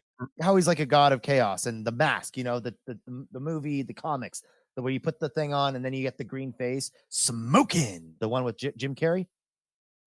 Oh, we're not talking about Loki at all? The Norse, because okay, hold on. This is wait, were we talking about Loki, or did I just hear Loki and start thinking about Loki? Yes. Okay. Let's backpedal it a sec here. So we're the mask, where you put the thing on and you get the green face, right? Right, with Jim Carrey, yeah. So they say the reason that happens is that mask contains, I think, and correct me if I'm wrong, the essence of the god of chaos. Oh, no. Okay, I'm looking at it now. When timid bank clerk Stanley Ipkiss discovers a magical mask containing the spirit of Norse god Loki, his entire life changes when wearing the mask and becomes a supernatural playboy exuding charm and confidence. Okay, so it is the spirit of Loki, the god of mischief. Yes, exactly. And by the way, if you haven't seen anything about the comic, because the movie The Mask is a lot more happy, fun, family friendly time, but the comic is like really violent and like creepy. I have seen little bits and pieces. Yeah, worth a read. Oh yeah, and that also brings up the discussion of, and also with this other example too about possession versus mind control. Are they one and the same, or is it essentially in the same? I would say it's in the same territory, kind of like the Necronomicon in the Evil Dead, where you just read the book and suddenly somebody gets possessed by a demon, and then a bunch of other demons try to kill you. Evil Dead is a fantastic movie. So good. It still holds up. Even the first one. Like, I know they do like claymation for all like the really like more supernatural stuff, but like that shit it works. It's so eerie. Like it's really creepy. So yeah, even me who's scared of everything, I actually would highly recommend it. It's a good movie. The Great movie. was not as good, by the way. What wasn't? Nah, it was like the visuals were a lot better. Mm-hmm. But like, I don't know. I just feel like I like being creeped out. I don't like things flashing and exploding in my face. Like, you have epilepsy? Yeah, exactly. Shut up. No, I think the best part that they did in the Evil Dead remake was getting the possessed girl to look creepy. I just want to look at it again just to make sure. Yeah, God, the possessed girl looks so fucking creepy. But the thing is, it doesn't. Effects are cool and everything, but if the heart of the movie isn't there again, it's just like, cool, but it's not going to be. Plus, I'm not a big jump scare guy. Like I like smarter scares. I don't like to be just like, I don't like a movie where it's full of like 20 jump scares and false buildups too for jump scares, which is so dumb. That's all that horror movies are today. Oh yeah, I'd be like, the kids these days, but like, god damn, it's annoying, man. Oh yeah, like you said, I like being creeped out. I don't like being surprised. Right, exactly. That's not why I'm watching a horror movie. I'm watching a horror movie to feel the skin crawl, not to have these fake jumps all over the place. Precisely. So moving on to more devices and things that you would use to create mind control is we have the first of examples that are going to give Nick a hernia. Death Note.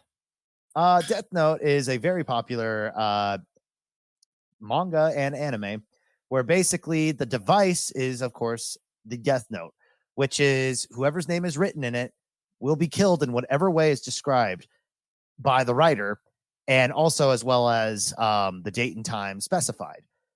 And but if there's no description, so say I have a book And I write Alex Tasker, meteor strike 1 hour and the day and today's date. And an hour from that time, I die from a meteor strike. Well, actually, yeah, I think you could write your own name in it. It's just stupid. The thing is, if you don't have any sort of like description or anything like that, you'll just die of a heart attack in 40 seconds. But in order to pull it off, the author must know the correct birth name of the victim and have a picture of the victim's head in their mind when writing the entry. Otherwise, it won't work.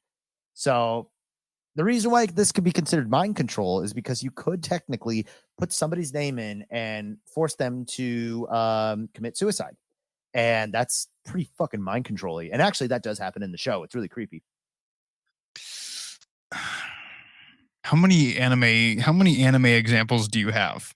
Enough to get your blood boiling. Don't you worry. It's already going right now. Well, that's why I put this one in to kind of make you really get your skin crawl. Now, I know we're talking about fictional, but this next one actually is real. Haitian zombies. So in Haiti, people can be dosed by a mix of atropine or atropine, I'm not sure, and scopolamine, which is sourced from plants, or tetrodotoxin.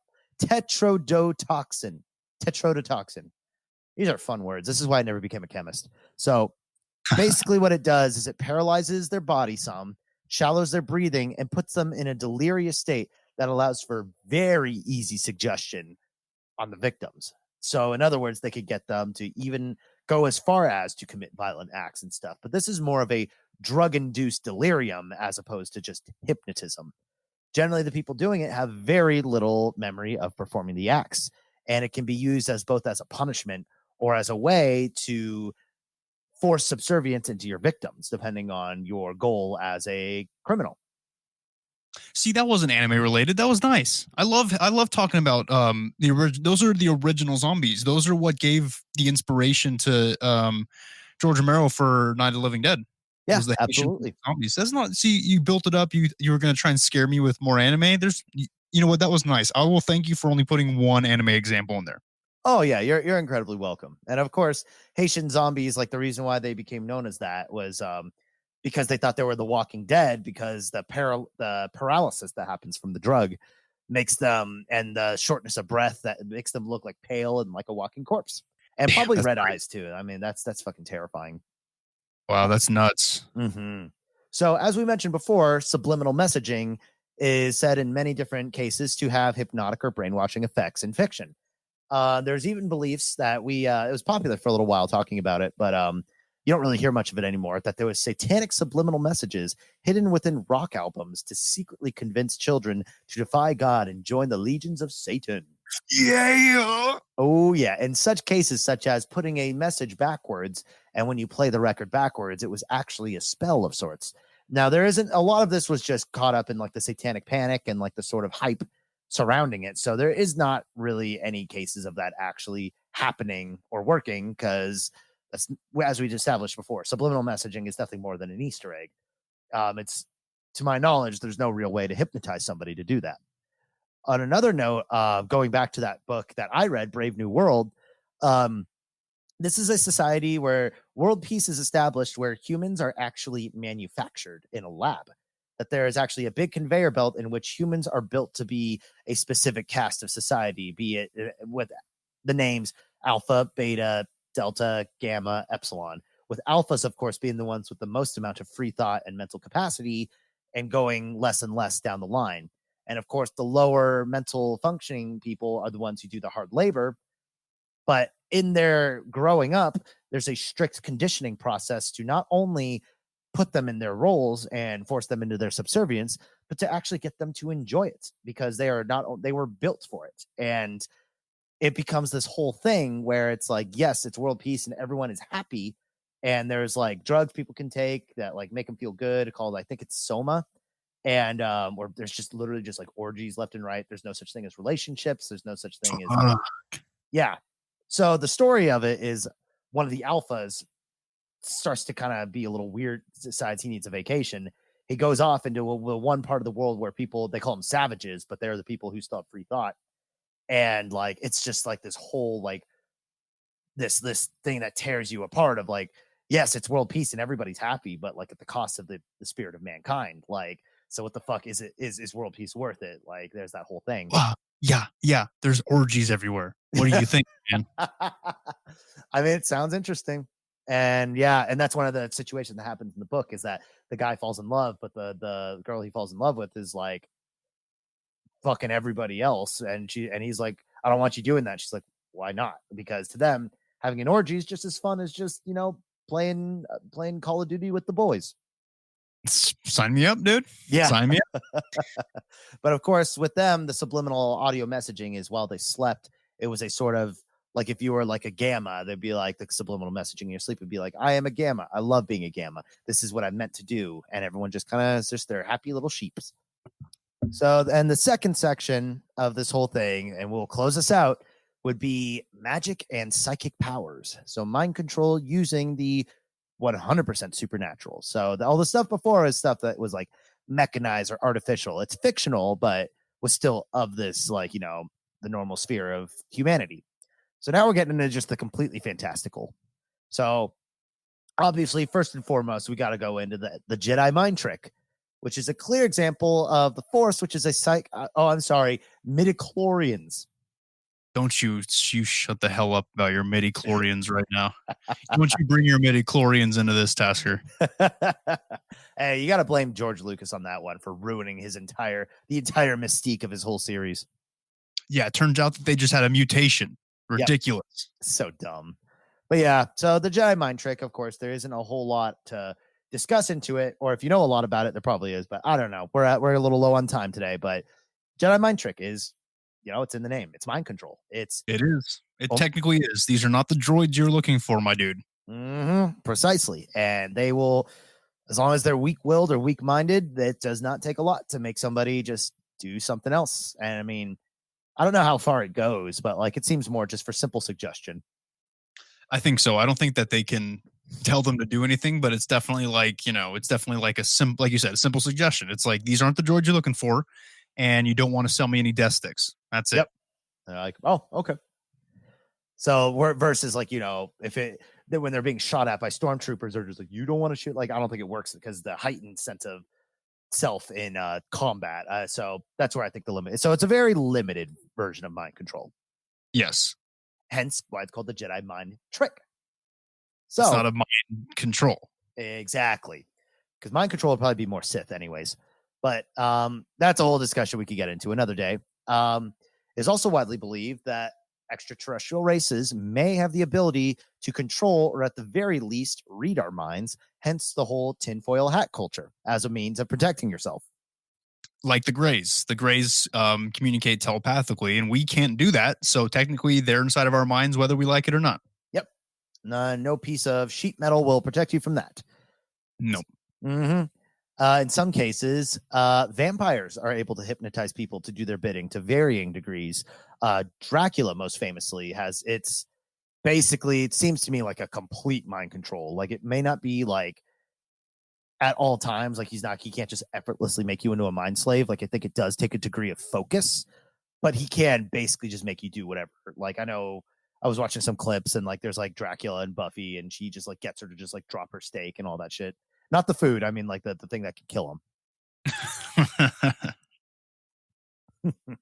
So, of course, Professor Xavier from X-Men straight up manipulate people's minds. And I don't know how far he can go in terms of mind control, but I wouldn't be surprised if there's some degree of it, but he chooses not to really exploit that because it's pretty evil. Moving forward, we have this is a lot of spoilers for the Netflix show Jessica Jones. I spoiled myself for this section, so you're welcome. Kilgrave, who is the main villain, can completely control people's minds only by having to issue a verbal command. His superpower developed as a side effect to being subject to neurological experiments as a child, so his body basically emits a virus that infects everybody in his vicinity at all times. So he has no control over this. So whoever's around him, if he suggests something, they will do it. And that's just his life. And of course, he becomes a maniac and does whatever the fuck he wants. The only downside to it, or the only like cure for it is if you're away from him for 10 to 12 hours, it eventually wears off. And also, I think there's something like, I don't know, at this point, there's like, I would need to watch the show. I'm sure I think there was like another way to break through it. Jessica Jones is one of those shows that tried to piggyback off of what Daredevil tried to do. I don't know. Cringe. It was cringe all the way through. I heard it was good. I think you're just a little too hard on it. Of course I am. I'm very hard on it. I'm hard on everything that I watch because I'm a contrarian. This is fair and this is true. But if you're upset now, you know how I acted as if there was only one anime thing? Oh God, what'd you do, man? This river of examples are going to make you so incredibly angry. Why'd you do this? How many are there? How many anime references do we have here? Do you want me to sign up for one of your Crunchyroll accounts? Is that how many we're gonna have here? Yeah, as long as you help me pay for it. But I did a little fake out. See, I gave you one example earlier to kind of catch you off guard, and now it's like there's a lot. So get ready. Oh God, can I just not be here for this, and you can just talk to them for the rest of the episode? If you hit that mute button, I will personally come and find you and expose your location to everybody. Damn it. It'll be quick.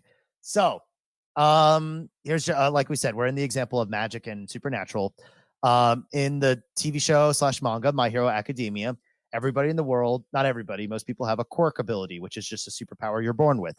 There's a character named Hitoshi Shinzo who has a power called brainwashing, where if he makes a statement and that people reply to it, they will immediately go into a dazed state where they still have their mental capacity, but he can now force and make them perform any simple action that he chooses. Of course, the power's limitations are they can't do anything complicated, such as making a choice, but he basically can make them fight their own friends, make them do all this and that. The power itself is considered to be villainous, so the character who does not want to be a villain, his whole character arc is about trying to prove to everybody that even though he has a scary power, he can still be a superhero. Isn't that sweet? Yeah. Isn't that the sweetest thing? He's not the main character, though. He's a good side character. And you can learn all about that, too. Just have to read some subtitles. Awesome. It's actually dubbed. It's one of the biggest dubbed shows. It's one of the most popular, you fucking animal. No, because nobody knows Japanese. Right. So there's another show called Code Geass where there's an ability called the Geass or just Geass. I'm not sure. I never watched the show. It's a bit fickle, but basically when you look at somebody with it, you get absolute mind control over them. So you control them 100%. Like I said, I haven't watched the show, but you can only control one person at a time, and I hear it's really crazy and there's a lot of like political commentary. It's an anime. You'll love it. Another would be the Imperious Curse, made famous in the Harry Potter series as one of the unforgivable curses, placing the victim in a calm, happy state, making them unquestionably obey the will of their caster. So not only did you have to bring anime into this, but you also decided to bring Harry Potter into this too. Yep, your least favorite piece of media. Wow. You know what? And you're right. It is my least favorite. I would rather have to sit through an episode of, what was that show you called? My Hero Academy. I would rather sit through that than watch a Harry Potter movie. So you have just devastated my self-esteem today. Oh, don't worry. I'm giving you here's a little break. See, I told you I articulated this just for you. Next example is Little Shop of Horrors, in which a plant hypnotizes its owner to bring victims that it may feast on human blood to grow stronger and eventually take over the world.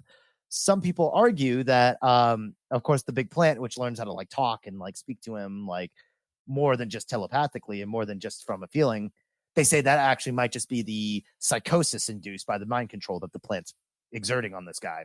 I think it's an alien. I'm not 100% sure. I just know that it got parodied in The Grim Adventures of Billy and Mandy, one of my favorite shows growing up, as a giant space rock from this guy who eats people's brains, and after eating their brains, turn them into slaves. I do really like The Grim Adventures of Billy and Mandy, and I do like Little Shop of Horrors. So thank you for that break. Oh yeah, like I said, I have catered this to your specifications and for my enjoyment. Next up, it's another one of those gray areas things, but necromancy can sort of be considered a form of mind control, but using dead people as puppets, it is kind of more like a ventriloquism kind of thing. So mind control is kind of a facet of sorcery and something I'm sure that necromancers may or may not be capable of doing. I know in your favorite game, World of Warcraft, mind control is something you can do as a warlock. Is that true? I forgot because I don't play casters a lot, but I'm pretty sure it's either a warlock or it's a hold on, a priest. What's the spec? One of the priests that can do it as well. I think I could be wrong. Yeah. So see, I got your back. I got things you like too. There's also bloodbending. It's an ability from the American animated TV show Avatar: The Last Airbender, and of course its sequel series, The Legend of Korra, where a waterbender uses that ability to blend the blood within your own veins, causing complete control over your body and your functions. Like we established before, it is more of like a puppetry thing where they do have control of their brains, but they can force them up in the air. They can force them to do all sorts of crazy shit. But it takes the twist in the show is that it takes a heavy level of focus and determination and skill to pull it off, except for, I guess, in the show, in the full moon, waterbenders are like extra strong. So it's easier to do. Also too, being able to blend people's blood opens up the ability of being able to sever people's chi paths, cutting off their ability to bend any sort of element. Dumb. The show's dumb. Yeah. Well, it gets worse. Next is a type of jutsu in the TV show Naruto. Oh my god. Just the smug ass look on your face. Jutsu. I just wanted to reach into the screen and just choke you, man. Now, I'm sure there's a lot more in the show, but one of the most famous ones that I had to bring up is one called Tsukuyomi, where if the victim looks into the eye of the wielder, they experience an illusionary world where time is distorted and they receive and experience days worth of torture within minutes. So basically, you're mind controlled into a state of, and none of this actually happens to your body, but it puts you in like a hypnosis like trip where basically, like the example in the show is that you get nailed up on this like wooden plank and they just keep stabbing you over and over for what feels like a year. And then you wake up and realize only a minute's passed. Doesn't change the fact that this isn't Naruto with that blonde kid. Yes. Yeah. And they run like their arms are broken. You should be a little bit more nicer to Naruto because that was a big part of the Area 51 raid thing, the Naruto run. Yeah, I like it as a meme and everything, but it's like, but when you start talking about your jutsus, then I start freaking out a little bit. Well, we got one more little bit of that because there's an alternative version, which is a major plot point called the Infinite Tsukuyomi, which is basically the same premise, but on a global scale. And instead of torturing them, it is forcing them into complacency by putting them in a dreamlike state that keeps them happy and quiet. So, just like we should do with the whole fucking anime industry, am I right? Oh, geez. It pays some people's bills. Now, one last anime example for you before we can end it on a fun one for you. I've never seen the show. I had to outsource to figure it out, but apparently in Sailor Moon, almost every single episode involves somebody being mind controlled to the point where it's almost like a humorous like part of the show that it just happens so often. Okay. Now let's move on to voodoo dolls. Okay, yes. We're done with anime. We're done. Okay. We're done. Voodoo dolls, which causes whatever is done to them to happen to the person they are based on. This is actually not connected at all to real voodoo, which in actuality is spelled VODOU. It's basically voodoo dolls is just Hollywood bullshit. It's based off of English poppets, which are tiny little dolls based off of people. And it's just some Hollywood bullshit they made up because they just saw voodoo people like, oh, that's creepy. Like, oh, they seem like they would do that. But actually, voodoo does use dolls that are nailed to trees, but those are not instead to cause anguish to people from afar, but are instead to guide spirits. And I do want to put a little bit of a note here about poppets. Okay, poppets are very useful magical items to form intention and to guide it in the right direction when casting spells. So you can definitely use a poppet, but not in the way that, like Tasker said, Hollywood bullshit, basically voodoo dolls. But Yeah. poppets are useful for magical intention. I did not know that. That is very good to know. Yes, little things you learn, becoming a wizard. Little things that you pick up along the way. Good for you. I could see. I saw your like Skyrim casting increase by like 3.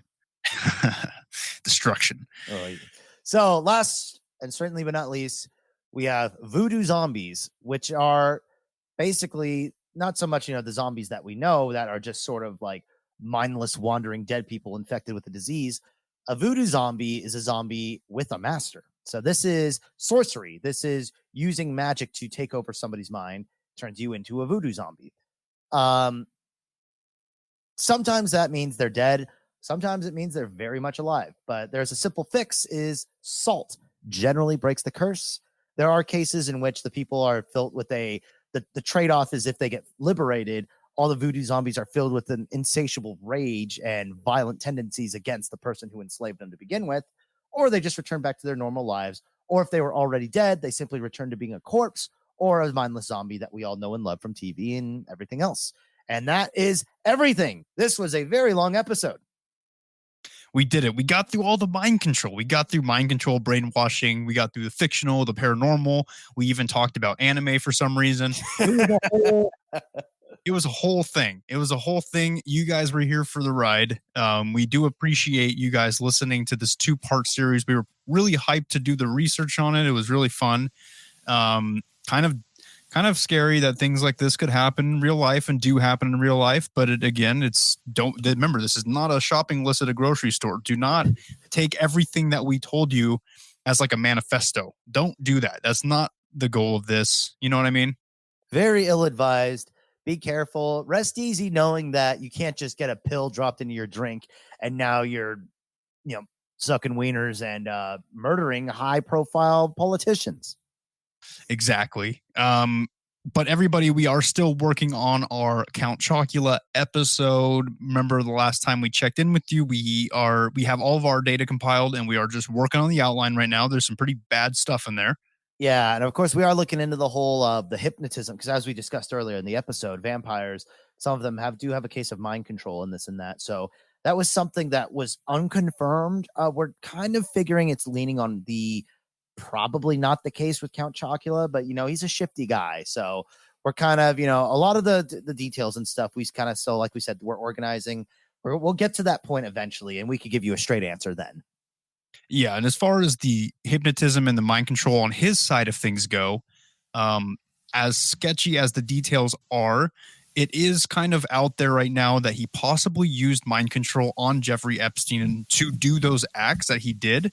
It wasn't just like before this, apparently Jeffrey was like an upstanding citizen. But then when Count Chocula started taking control of things, aka Epstein, that's when he started doing things that he did. So he might have had a huge part in that. Yeah. So basically, if I'm wrong and it turns out that he does have mind control, he may have been more Epstein than Epstein's ever been. And that whole thing of being able to find that, like, with the location of like the island through like Count Chocula's notes and stuff, like that might not be because he was a client. No, he might have been the mastermind. Very interesting, very creepy, but we'll get there when that episode is good and ready. Till then, please rate and review on iTunes. That would be super lovely. If we offended you, don't review us or rate us because that will hurt our feelings. But if you did enjoy it, 5-star, please. Get us noticed, get more of a community and we could all have fun and chat together. Shoot us a follow on Spotify, Instagram at CEOTPK, Twitter at CEOTPK1, Facebook. You'll find us at Close Encounters of the Podcast Kind. You can email us at CEOTPK1@gmail.com. If you want to chat with us and tell us why we're full of shit, go to our Discord at discord.gg/lowercase b, number 6, capital C, capital T, number 5, capital M, capital X. If you feel like you are just so woke from what you have heard that you just want to just throw some money at us, we have a coffee, ko/fi.com/CEOTPK. And yes, everybody. So remember, whether you're an MK Ultra victim or you're a kid with epilepsy in a movie theater ruining everybody's good time, just remember the truth is out there. Now, I'm going to venture and say, listen to this static for a second. See, now you know exactly and forever in your mind that it's not. I don't think we can put that at the end of the episode. Okay, well, then we think of something else. I am a Chinese cat. I like to eat Chinese rat. That's not that much better.